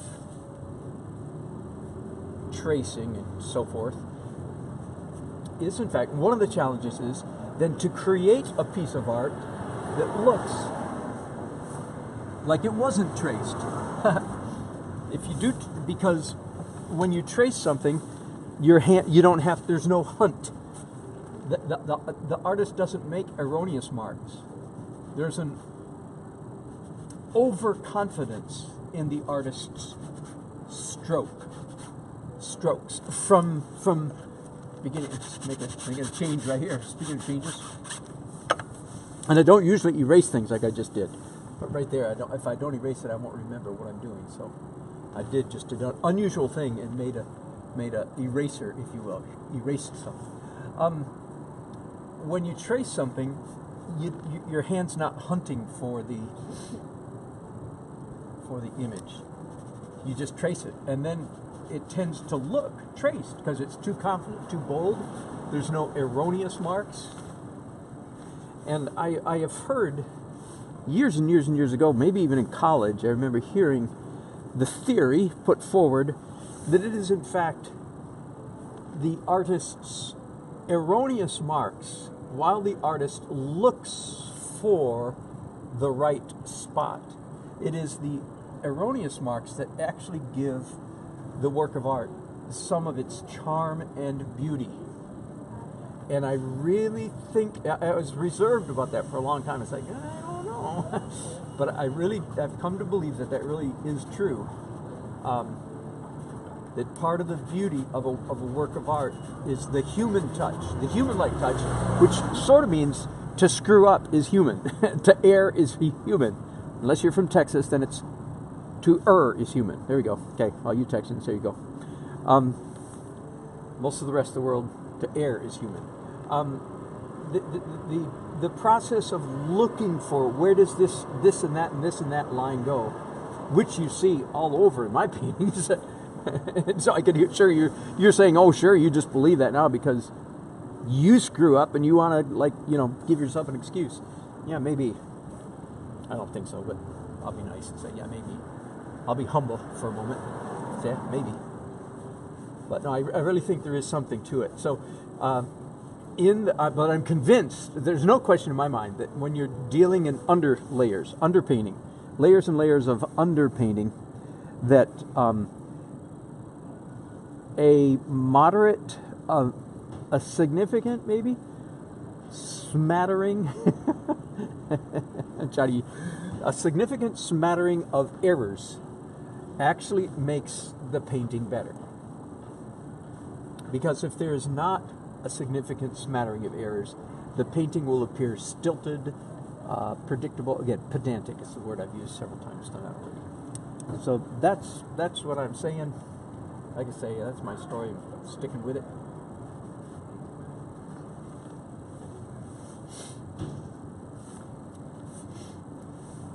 I'm giving my the whole painting quite a generous. Hello. Whoops.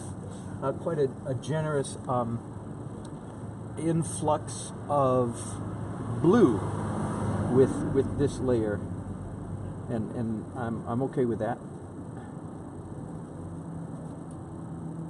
It's time for me to get some cars drawn in though, a little bit more carefully. So here's a row of parked cars.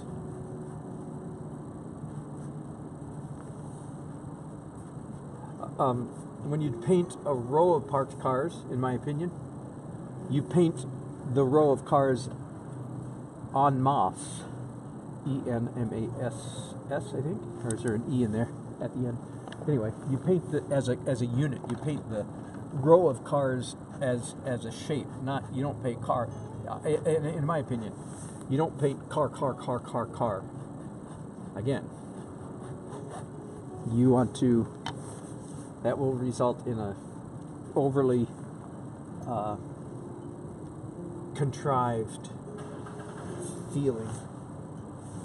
So instead, now down here where it's so close, it would be car, but this is so close to the corner of the painting that I don't want much attention down here at all. So I'm definitely going to let these cars down here go quite abstract. Oh, you know what I don't even have in here at all yet? This is a mistake. I wish I'd done it earlier, but I need some pedestrians.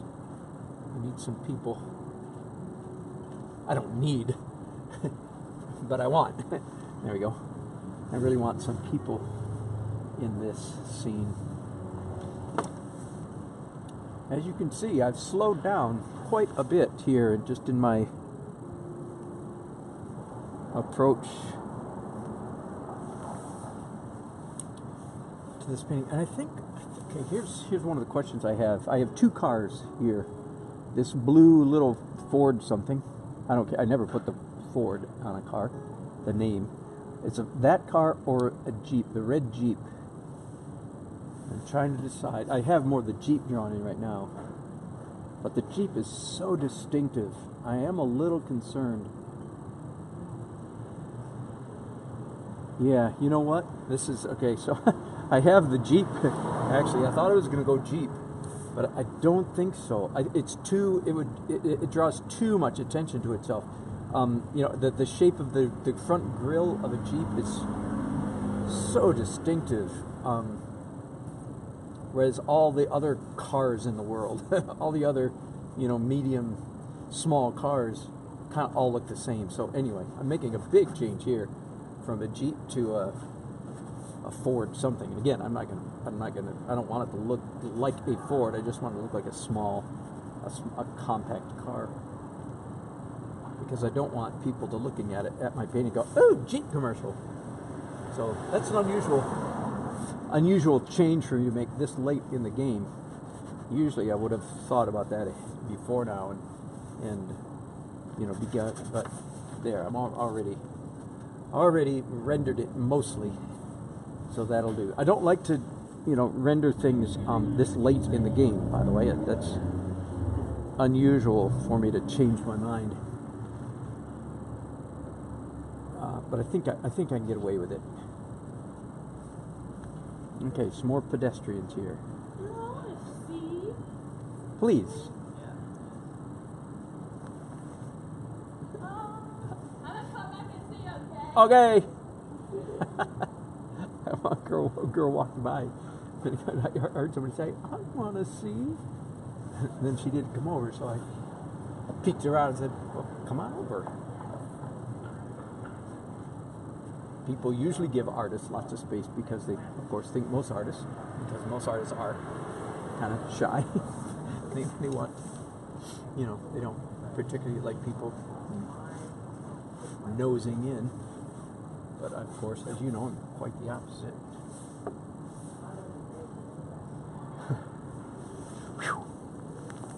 Once again, so you're picked up that my painting process has slowed down considerably. This is by far the most thorough drawing I've done.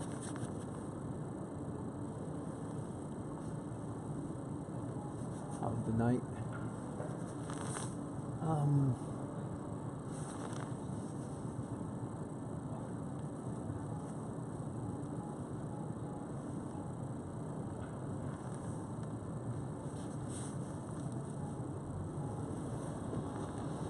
So again, I say if someone just watched me do the first several steps of my painting process, they would have quite the wrong impression of my painting process. They would say, "Oh yeah, he just paints fast all the time." Yeah, that is what I'm doing now. I'm drawing sort of quickly, but yeah, there's a lot to draw, so I'm going almost meticulous.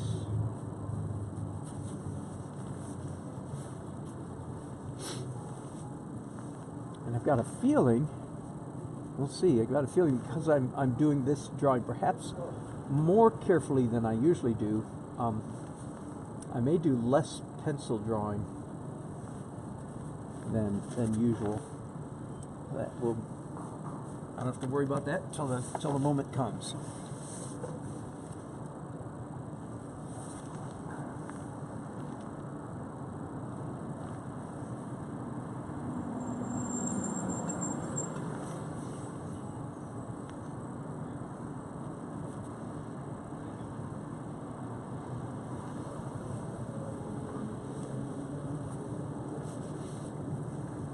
I think my client actually mentioned at one point. We had a long conversation about what they would like in this painting, and I think they actually mentioned the flags at one point in one of my paintings. So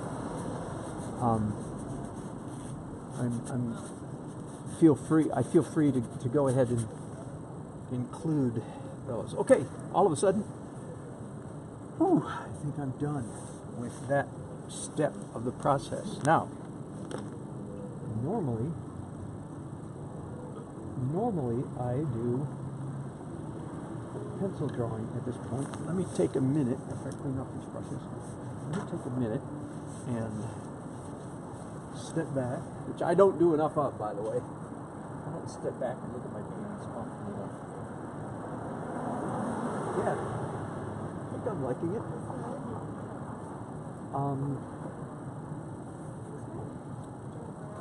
But you know what I'm going to do? I'm actually going to do something different from my normal.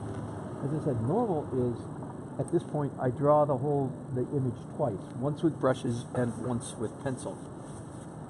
But I have just drawn a little more meticulously than normal in brushes, and I don't feel like it's calling for pencil.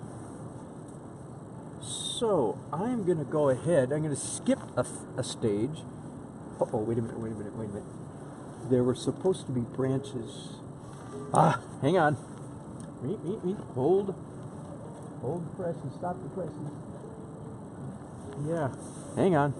Yeah, I want to add just a few branches up close here. They are in the scene. They're in the picture. They're in the photograph. And I think I like them. And that's one of the things we do. In fact, that's part of what some of this stuff up here is supposed to indicate,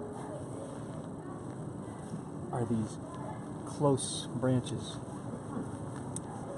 So this gives me a good excuse to do a demo about how to paint trees. In this case, it's bare trees. Because I have an aversion to poorly drawn stick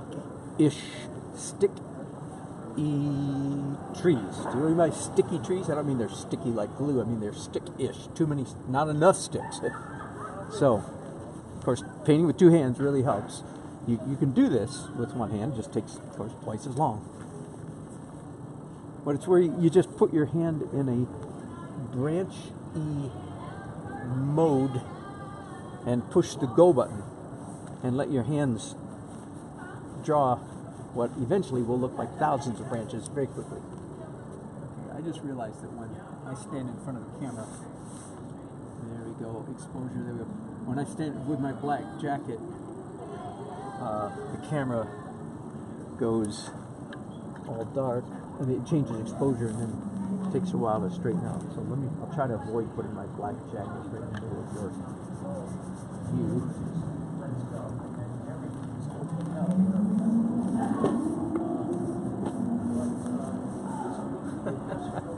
Whew. Okay, so here's what I'm going to do. In fact, I'm going to do two things. One is I'm going to take a very short break, just because I need to regroup, refocus. I'm a little bit, talking to you too much, a little bit too scatterbrained. I want to stand back and look at this painting with a wider angle. And instead of doing pencil next, I'm going to skip ahead to my next to last stage, which is I call the fuzz layer. If you follow me, you're familiar with the fuzz layer. Fuzzy edges, translucent see-through colors, opaque, excuse me, my nose is running because it's cold layer.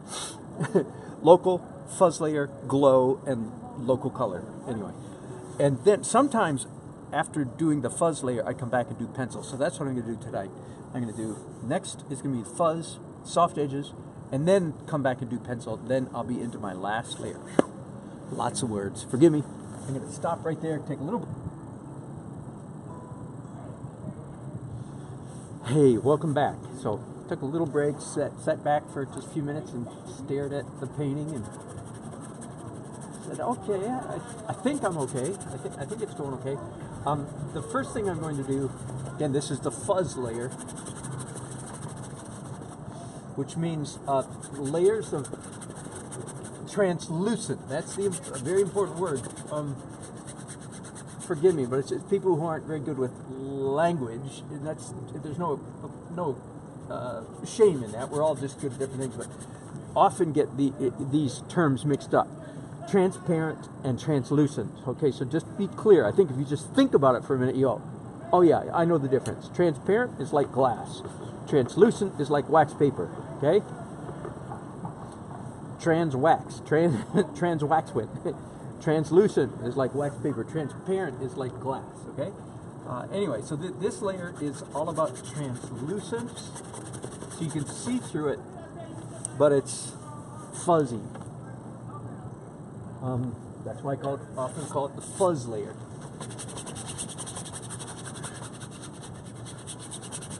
So I decided the very first thing I want to do is gentle, make the sky much more gentle. So I've got white mixed up with a whole bunch of other colors. So it's opaque paint, but and by the way, see, I'm wiping out all those branches that I so carefully drew a little while ago, so I'll have to come back and redo those branches, which makes me kind of glad that I'm doing this before I get the pencils. So, but I'm applying this opaque paint very thinly. This technique, this what I'm doing right now, is often called scumbling. Scumbling.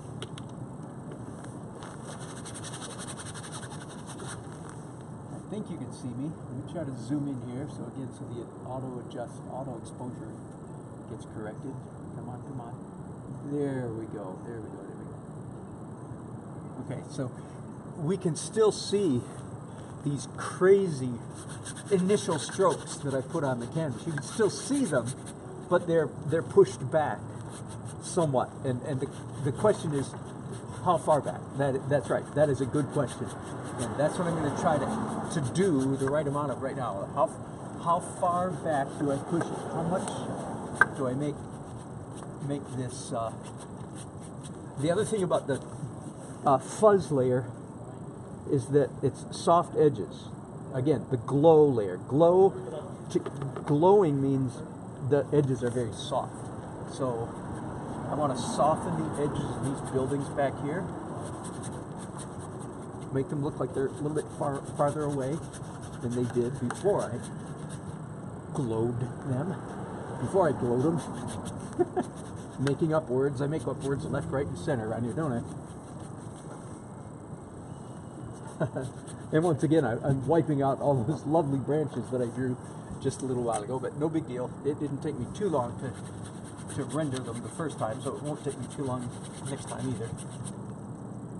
And I'm trying to decide, you know, how much of this energy. I think I want to push it back just a little bit more. That is to say, I want to push back these early streets just a little bit more. Not a ton. I still want them to show. I just don't want them to show quite that much. That make sense? So I'm going to mix up actually a prettier color of blue. Still a grayish blue, but more blue than it's been up till now.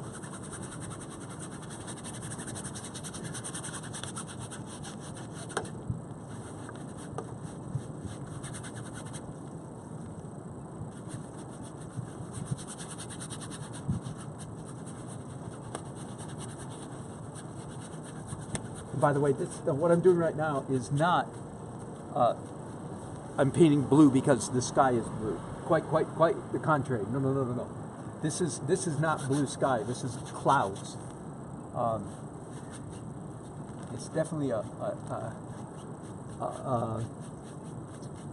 not misty, maybe misty evening. A shrouded is the word, maybe the word I'm looking for. A shrouded evening. The sky, shrouded sky. Not pretty. What I'm after here is not a pretty blue sky. Not appropriate, I think, for this subject at all. No, this is not what I'm feeling. Even though the sky, a little while ago, when I came down here, was a pretty clear sky, but that is not what I want in this painting. For some reason, well, partly because of the subject matter, my clients liked some of my earlier paintings I mentioned to you, and one of them in particular has a shrouded sky.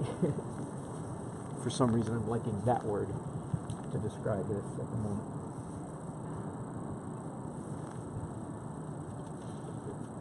Mixing up a new color over here, titanium white. I don't mean a new color, I mean changing what's on my brushes a little bit. Titanium white and yellow ochre.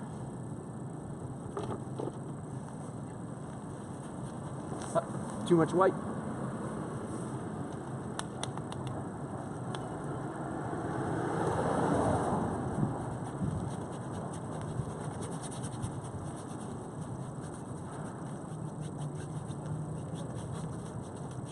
This is, by the way, is brushy. There is a place, a time and a place for brushy.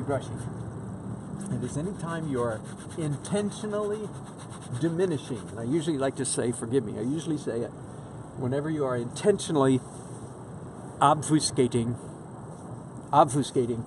texture. That's when you do brushy.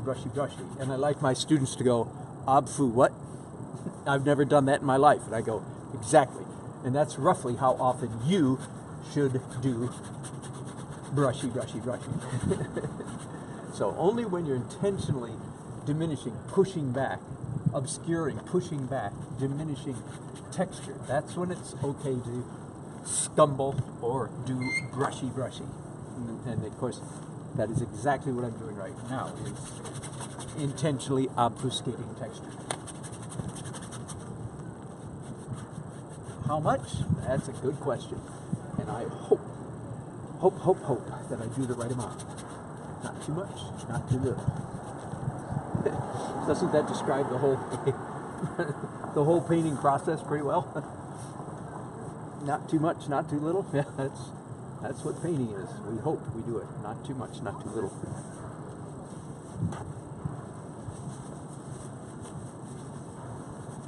By the way, I'm wearing very inexpensive wool gloves I have found. really good for this exact thing, painting in cold weather. Big old ski gloves are way too clunky. Plus, expensive ski gloves, you don't want to cut off a couple fingers, as I've done here. It's still not all that fun painting with gloves on. I don't like it, but it's better than freezing, so I'll suffer to do it. I want to get more warm down here, so I just cleaned off my brushes a little bit. I've got just a tiny bit of Indian yellow left on my palette. I want to pick up some orange too, because I'm afraid that's too yellow. Let's see. Whoa. Yeah, I was afraid of that. Too much.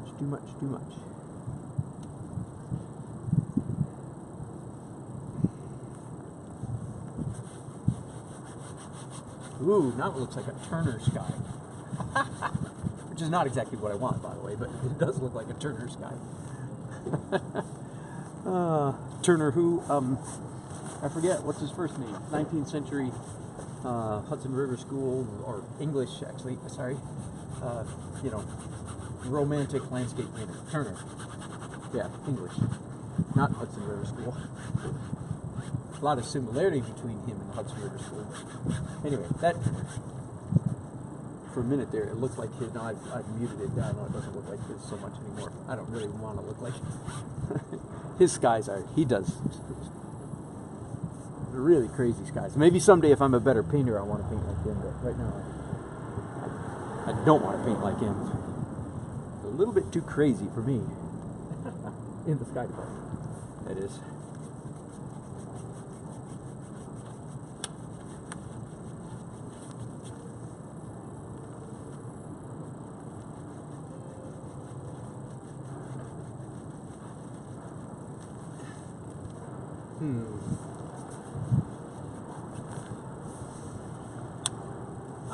I'm putting those brushes away. I just need to get some new ones.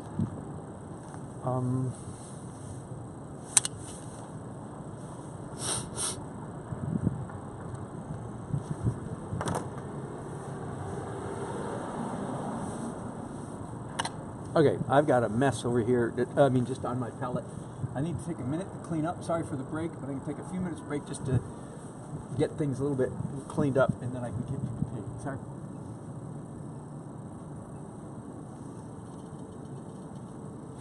Are we back? Yes, we are. Good. And exposure is bad. Let me see if I can fix that again real quick. Adjust. Exposure. Adjust. There we go. Okay. Stay that way. Hi. My name's Dan. I'm assuming you know that, maybe. It's nearly 9 o'clock here in Raleigh, North Carolina. I just checked. It's 43 degrees outside, which isn't that bad if you're walking down the street or something, but when you're standing out here, more or less standing still for 4 hours, that's pretty dang chilly. Started painting about 5 o'clock this evening, and so I've been at it about 4 hours, and I'm down to the next to the last layer, next to the last phase of my painting process, except that tonight I've reversed the order a little bit, so I'm a little bit out of whack from my normal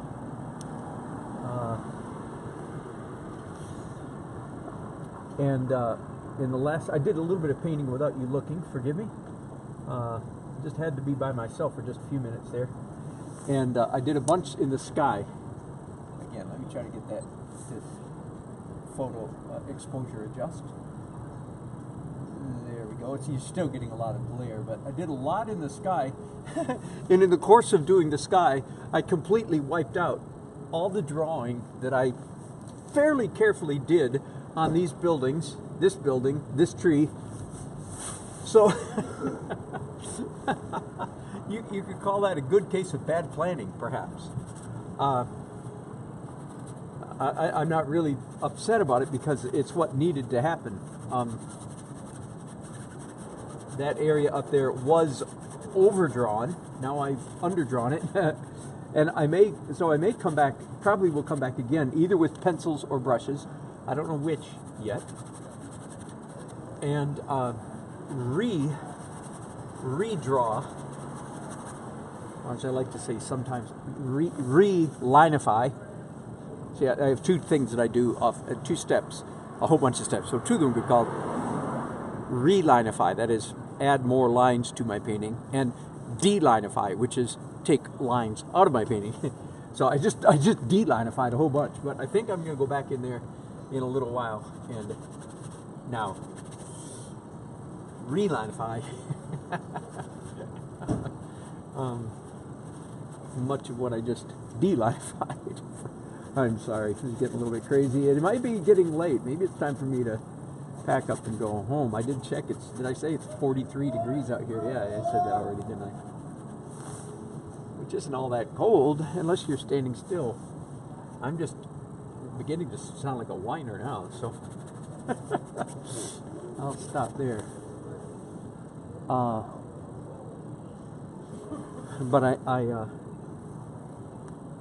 I'm going to get where I'm going, and other than the fact that I've sort of taken 3 steps, 2 steps forward, 3 steps forward, and 2 steps back in the last several minutes, it's going to be all right. I am going to accomplish this painting.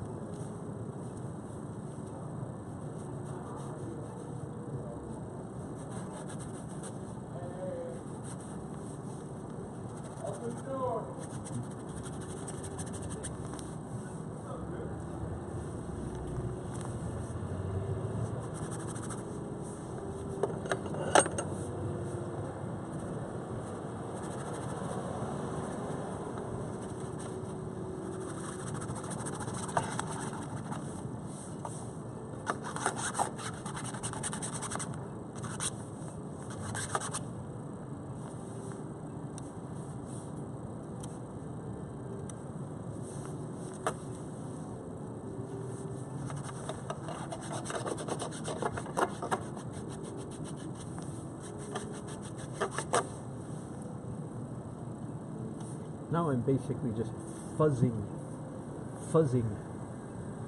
the bottom edge of this painting. There are 2 things you can do, of course, to diminish energy. 3 things, several things, but one is less contrast, less detail. So fuzzy, pushes an area back, reduces the energy in an area. Making it darker reduces the energy in an area. That's why generally why you vignette the corners often, is because you don't want people getting stuck in the corners, so you make them darker, and then their eyes tend to gravitate back toward the important part, more important part of the canvas. Less contrast, less detail, less color, and less light. All those things serve to diminish the energy. One of my favorite words with regard to painting is just using the term, why did you do that? Why did you put that mark there? The answer is energy. It's just an energy mark. That's often the best answer I have. Just this or that area of the canvas needed more energy. Okay, I think I'm done with my fuzz layer.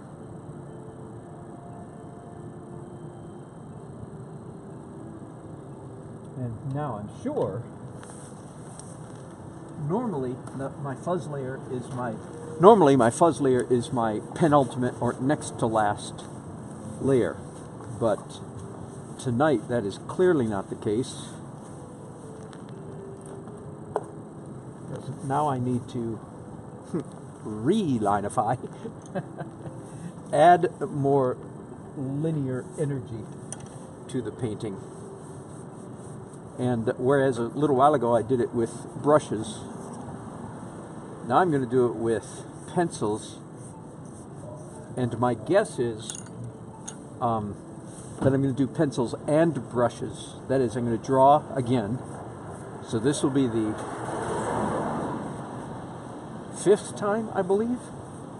Drawing number 5, I believe. And I'm going to do it one more time. So by the time, so far, I'm headed up to doing the drawing 6 times. And I haven't even gotten to the last phase, the last stage of my painting yet, which is certainly the slowest or the longest or the most tedious phase. And since it's 9 o'clock and chilly, I'm beginning to think,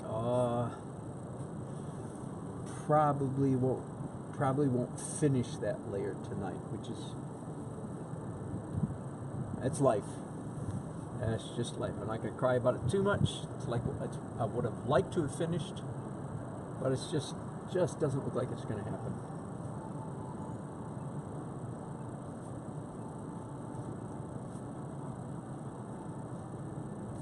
Now, if you were with me a little while ago, you'll remember I just changed this vehicle from a Jeep to a coupe, whatever, to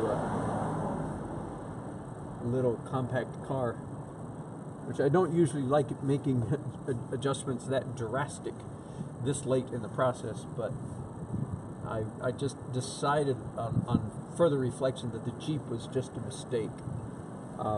The Jeep would draw too much attention to itself, and I do feel good about that decision.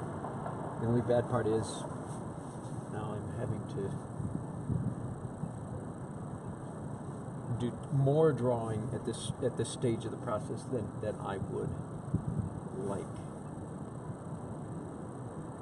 So instead of this being the 5th drawing of this car, it's only the 3rd or 2nd or 3rd. Let me restate something for you, just in case there's, again, any students. I always am imagining, and people tell me that they're learning from my broadcast, so I'll continue in that vein.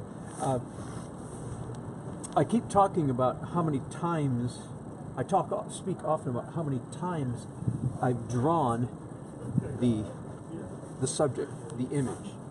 And the reason I'm doing that is because I want you students to have a realistic sense of how slowly your image, your subject matter should come into focus.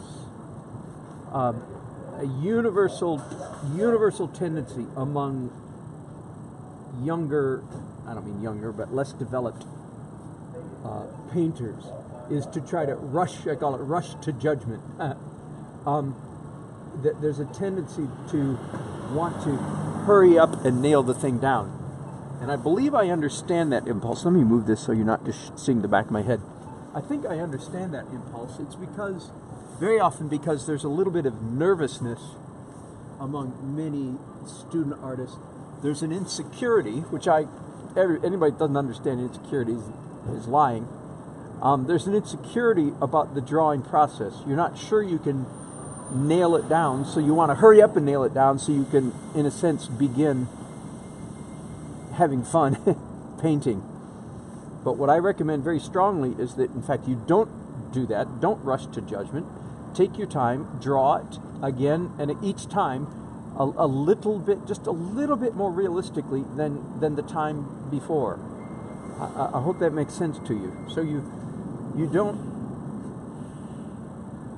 draw it all at once. You draw it little by little by little by little. So again, this is the 6th time, I believe, that I've drawn all of this stuff. Each time, and of course, sometimes changing my mind, like I did, and change just from a Jeep to a Ford something, but each time I'm becoming a little bit more accurate. Now, right at the moment, I am not looking at my photograph very much. I did for this car, but right now I'm basically drawing by the seat of my pants, if you will. And it is, everybody does this eventually, but I said earlier, this is what the artists that I admire most, they seem to hang in there with their reference longer than I might be inclined to. because we get in a hurry, we get lazy, we get tired.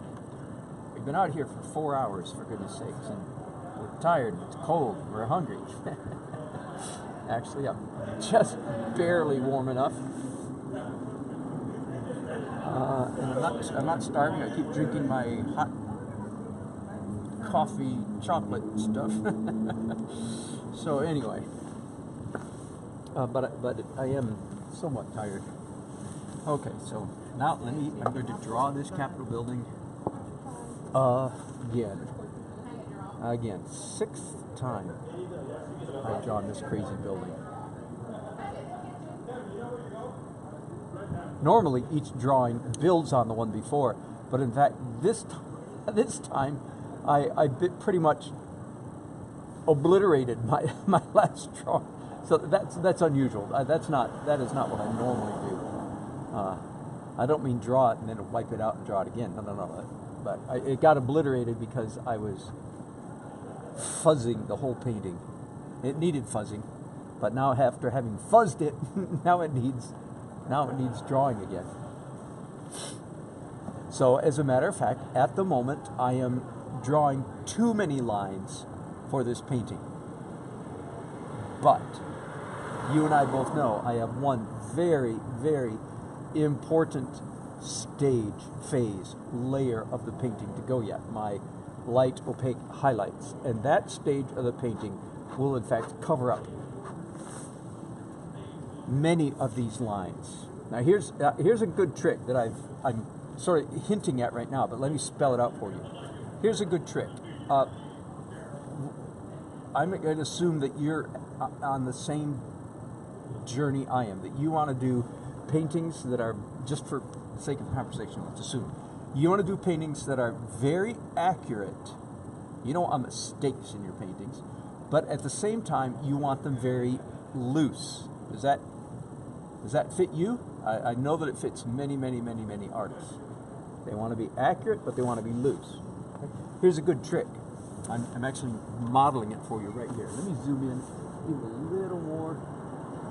I just hope I can remember to adjust that when I go out of range. I drew this just a little while ago with brushes, and then, as I said, I just wiped it all out. Okay, here's a trick. When you want to be accurate but loose, here's one of the ways, just one of the ways to achieve that, and that is to draw or paint the thing really carefully, kind of like I'm doing right now. I'll say it's really carefully. You could certainly get a lot more anal than this, couldn't you? But for the sake of the conversation, let's call this really carefully. So you draw it really carefully, and then after drawing it carefully, you come back and mess it up.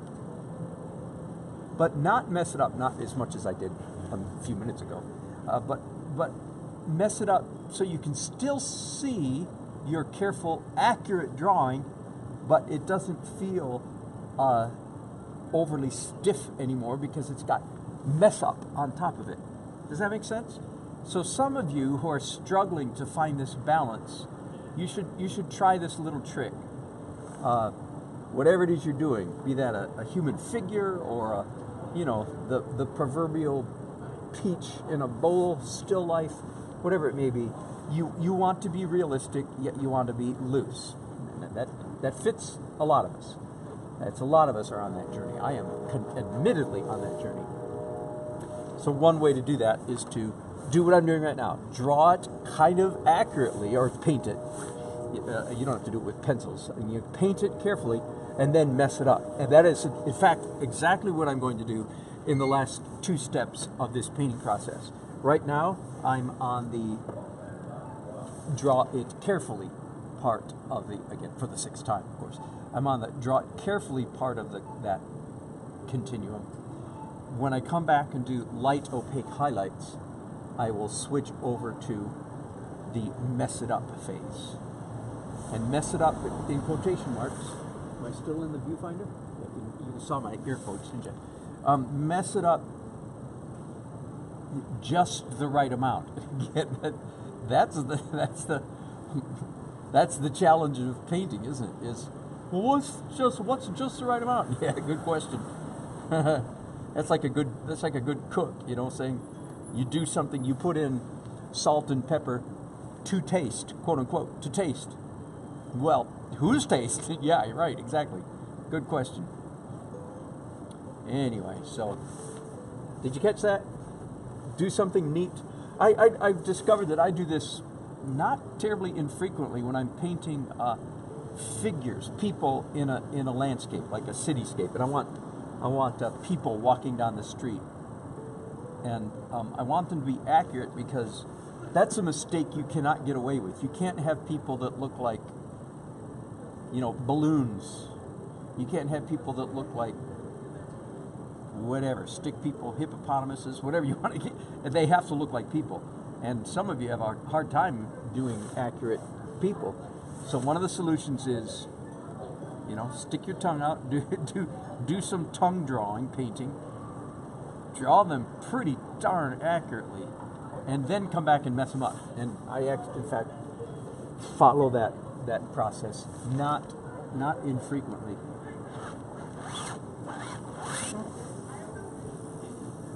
I don't know if you just saw it. You could hear what I just did. I just did big pencil lines, very faint, but big pencil lines through the sky.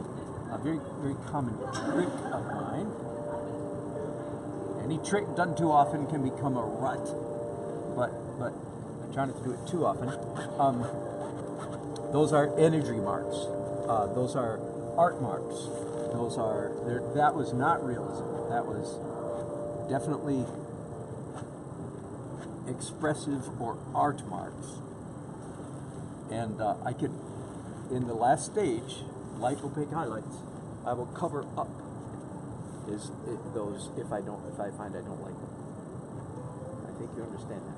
I reserve the right to cover things up that I don't like.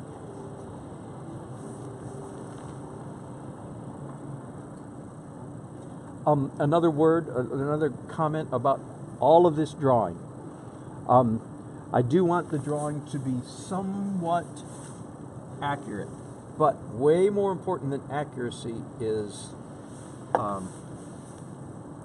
that the marks are pleasant, that the marks are interesting, is more important than accurate. And that's what you see me doing with all this kind of loose, scribbly kind of drawing, right? Because it's got, okay, now here's this tree again. This time I'll come back and do this with brushes, with paint, but I want to go ahead and do some with pencils as well. So I've added a whole step to my painting process, maybe 2 steps to my painting process tonight, because I had to get this sky. And by the way, I'm quite happy with it. I know this is a terrible glare, but you can still see the original purple expressive marks that the very first thing I put on this canvas, go back and watch later, were these big, bold, purple, X-shaped things. And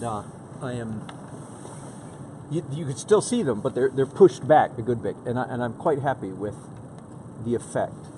How that looks now. Just a little bit more drawing down here in the foreground. I want some people. Speaking of people, by the way, ironically or strange though it may sound, actually find drawing these figures with 2 hands is actually quite advantageous, because I'm basically making parallel marks. You can see that, right? Whoops, common mistake. I had soldiers in a row. 1, 2, 3, 4, 5. Almost all evenly spaced. That is a mistake. So let me add a couple in between so that they're more random in their arrangement. Whew. Okay, I think I'm done with that. Now, I'm going to move you back again. Again, for those of you who haven't been with me, there's the street that I'm painting. Beautiful, huh? Let me widen that out a bit. This is not the car that I'm drawing, but it's a good car. The one here in front of me, that's just showed up here recently. How much energy do I have? Well, here's what I'm going to do. I'm going to start, at least. I'm going to start. Let me try to get that automatic exposure to straighten out. There we go. Isn't that nice? I'm going to start the final layer. I would like to think that I can do the whole thing, but that sounds a little bit... Oh, you know what? I forgot to draw my flags. Hold on. By the way, this happens not infrequently in my paintings, that entire objects come and go, disappear. It's not entirely a unique situation. Oh man. And I like the flags. And my client mentioned that he liked flags, so I said that earlier and then proceeded to wipe them out. Okay, so now here's what I'm going to do. I said I was ready to do the last stage, and I'm not. I just forgot. I have to do drawing again, at least here for this tree. Now, anywhere else I draw, I don't know. But these up close branches. So I'm not even down to the last phase, the last stage yet. I'm back to drawing with brushes once again.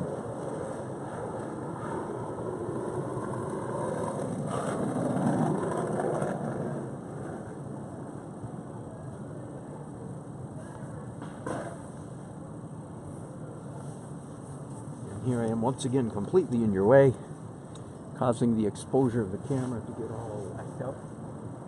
Try to fix that again. Come on. There we go. Okay. Now, here we go again, drawing up close branches. And I do want to look at my photograph for this part of the... Of course, I'm not going to try to draw, from the photograph branch for branch. That's ridiculous. But I do want to reflect. I like the feeling. It's a bare tree, by the way. I quite much prefer painting cityscapes without the foliage on the trees. Because I like these lines, because I like to be able to see the house, the buildings behind it. Now I'm hoping that my client, the people for whom I'm doing this painting, I'm hoping they will agree with me. I hope they don't say, "Oh, could you put some foliage on those branches, some leaves?" I have done that before for clients. Maybe I should go ahead and do some before, is that wise? I mean, I think the bare lines are beautiful. Not everybody thinks like an artist, though. Some people think in a more, I think, romantic sense, like, oh, the trees are budding, the birds are singing, the bees are buzzing. You know what I mean? That's how normal people think. They don't all think like artists do, like, ooh, I love the texture. Stuff like that. Which I do. I really do like the feel of these branches cutting up the sky into little pieces.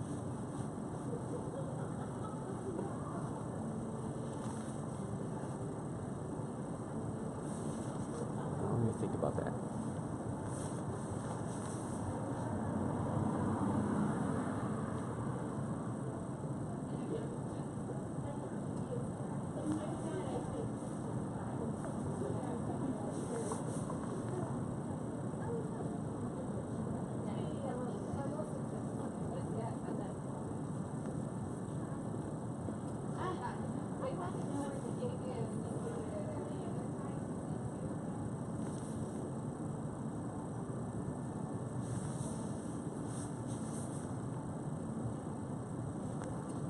Still in? Sorry. These street lights have been bounced from pillar to post. They've been moved several times in the course of the painting. I think I like where they're at right now.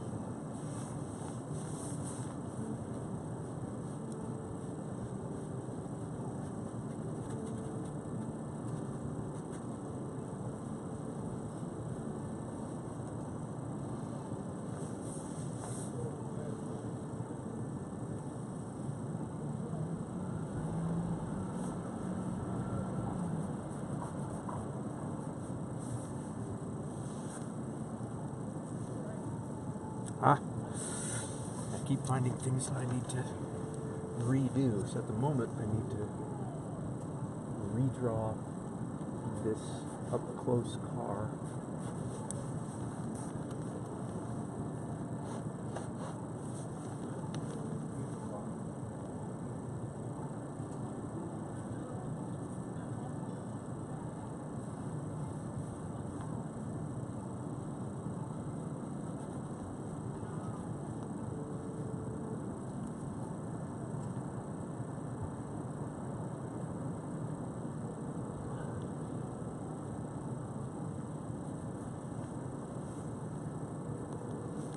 Oh yeah, now that I drew these people, I need to paint them so that they're not just outlines. That would be weak. For sure. Same thing over here.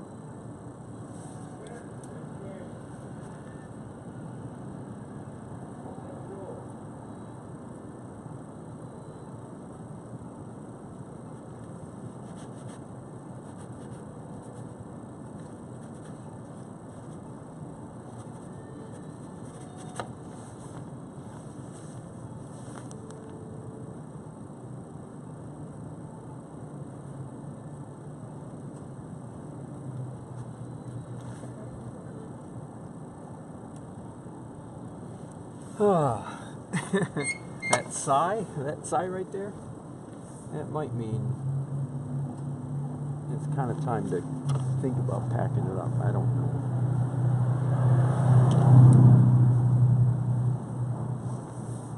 I mean, at weddings, I paint till midnight 30, often enough, don't I?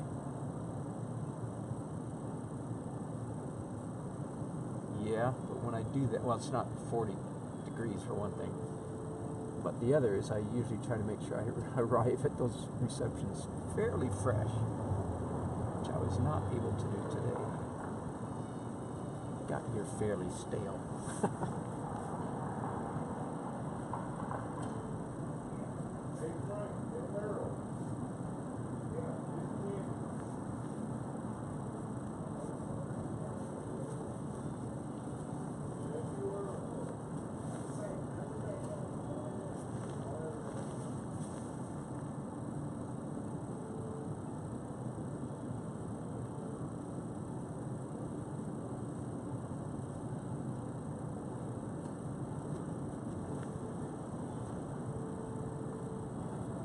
Drawing these flags again.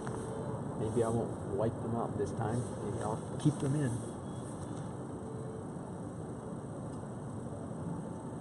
So just for those of you who are keeping score, I have dragged out this particular painting process quite a bit more than normal. Again, mostly because I did a lot of fuzz and it needed to be done. So I really had to do the sky. I had to do to the sky what I did, and I'm glad that I did it, but that set me back, and I'm now basically repeating things, coming back and doing things, second or third time. Not what I enjoy doing generally. I like to knock it out, be done with it, and move on. But can't always get what you want.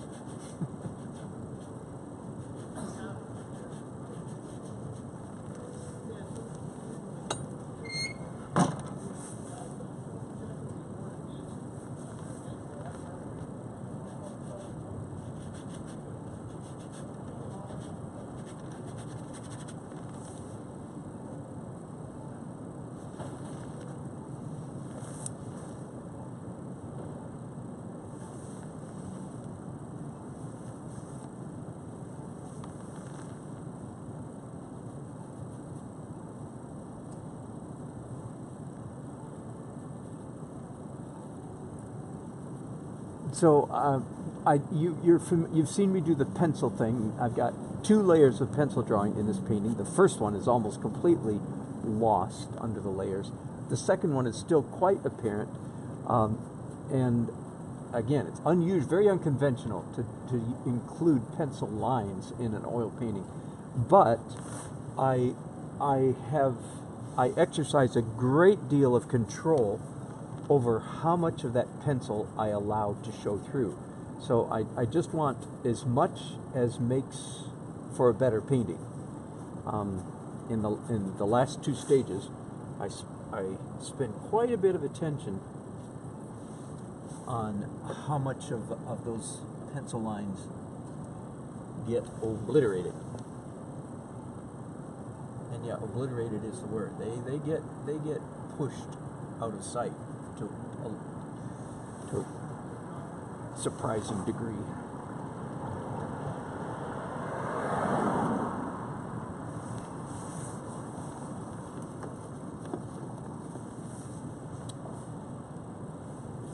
Now, believe it or not, I can hardly believe I'm saying this, going to do this, but after 2 layers of lines, pencils and brushes, I actually need to do a little bit more fuzz. Oh my goodness. Now, this might just be an encouraging lesson to somebody out there. I have a formula. I have a step 1, 2, 3, 4, 5, 6, 7, up to about 12 typically. But you never allow the formula to eclipse or outdo your good common eyeball painting sense. You always paint with your eyeballs. You never paint by formula. And you can have a like I do, a general formula in mind, but it can never be the determining factor. So my formula is going largely out the window on the last 4 or 5 steps of this painting. I'm in virgin territory. This is not how I normally paint. Why am I doing it? Because I'm painting by eye, not by formula. My eyes tell me this has to be done. So what am I doing? I am coming back and reintroducing the fuzz layer, some glow. Well, how do I know I need to do this? Because my eye tells me I need to do it. That's okay. I'm getting redundant. I'll stop there.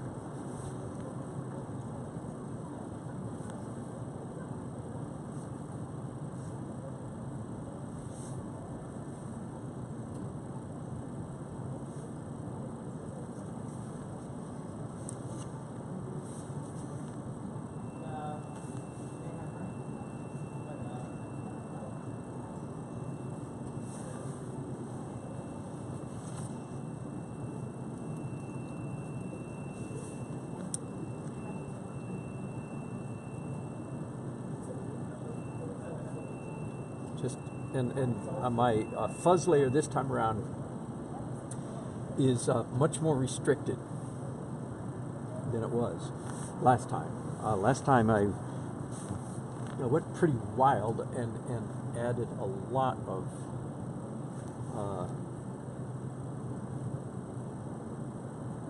softness everywhere. And now I'm just doing a few more discrete areas.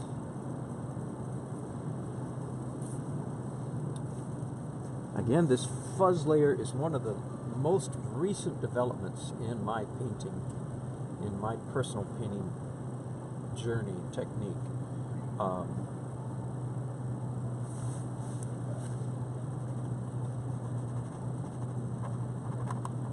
Like everything else, there's right there. There was something on the canvas that's gonna have to be repaired. Whoop! I'm sorry.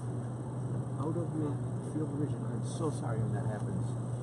People start hanging up very fast when I do that, and I don't blame you one bit. Sorry about that.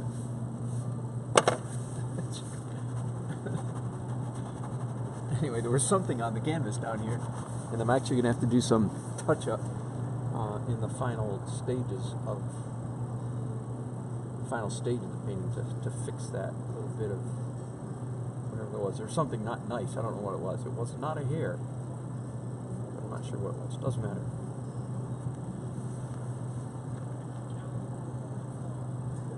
Now, the line, the distinction between the fuzz layer and the last layer is very subtle, and right now I'm really on the borderline between the two. Am I doing last layer or fuzz layer? Hard to say. The last layer, the biggest distinction is it's opaque. I allow myself to go more opaque, but these are opaque right here. And I allow myself harder edges, and there are some harder edges there. So you might say I've already spilled over into the final stage. Whoops, there's my wife calling. I will call her back in just a minute. We'll take a break. She's no doubt wondering. She knows where I am. Something might have come up at my whistle. Wow. That wow was. That was not nice. Way too bright. Way too bright. Way too bright and light. Bright and light. Let's see if I can go back and fix that.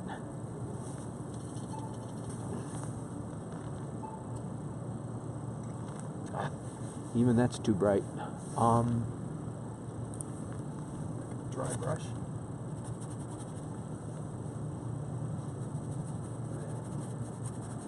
Well, this is those strokes right there were definitely final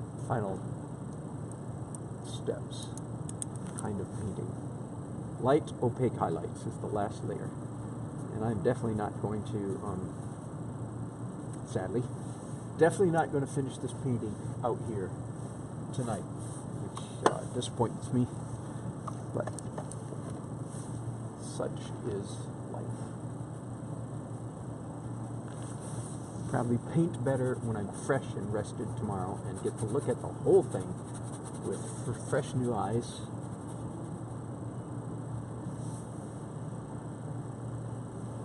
I will tell you, however, especially with this this last fuzz layer that I did, I am really starting to like this painting. I think it's going to be a winner.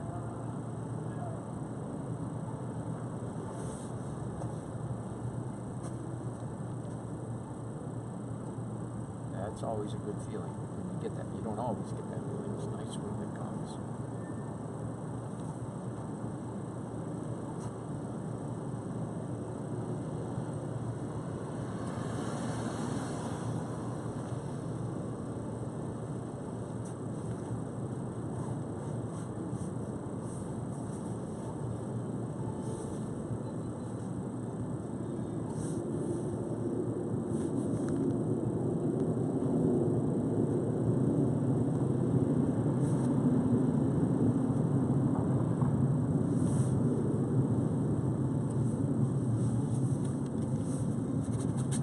Okay, I think I will stop there.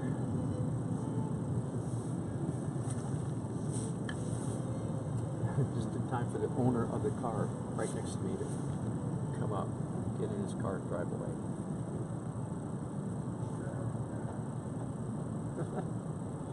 Okay, guys, it's been good.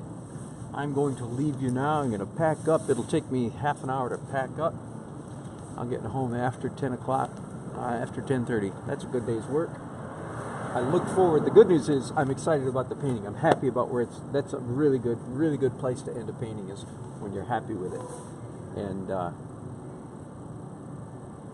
this stuff that I did down here just in the last 15 minutes, really, I feel it really put me over the edge into like, aha. Because you know, don't you? It's always about the light. Always, always, always about the light. And it has some headlights, some car headlights, some tail lights really popping down here, some stop lights happening here. Most of this area is going to stay just as abstract as it is right now. This stuff, this peripheral stuff. Here in the middle, going to get more detail. But painting's 90% finished. I wish it was 95% finished, but 90 will do. And I have very much enjoyed your company. I'm sorry I didn't get your chats. Again, I will look into that and see if I can figure out what's going on with that. But I appreciate your company, and please leave comments so that I can read and get back to you. If you enjoy this, if you're an artist or you know some artist friends, please subscribe. Please tell your friends about it. And I hope that I'll definitely be with you tomorrow to finish this. Thanks so much.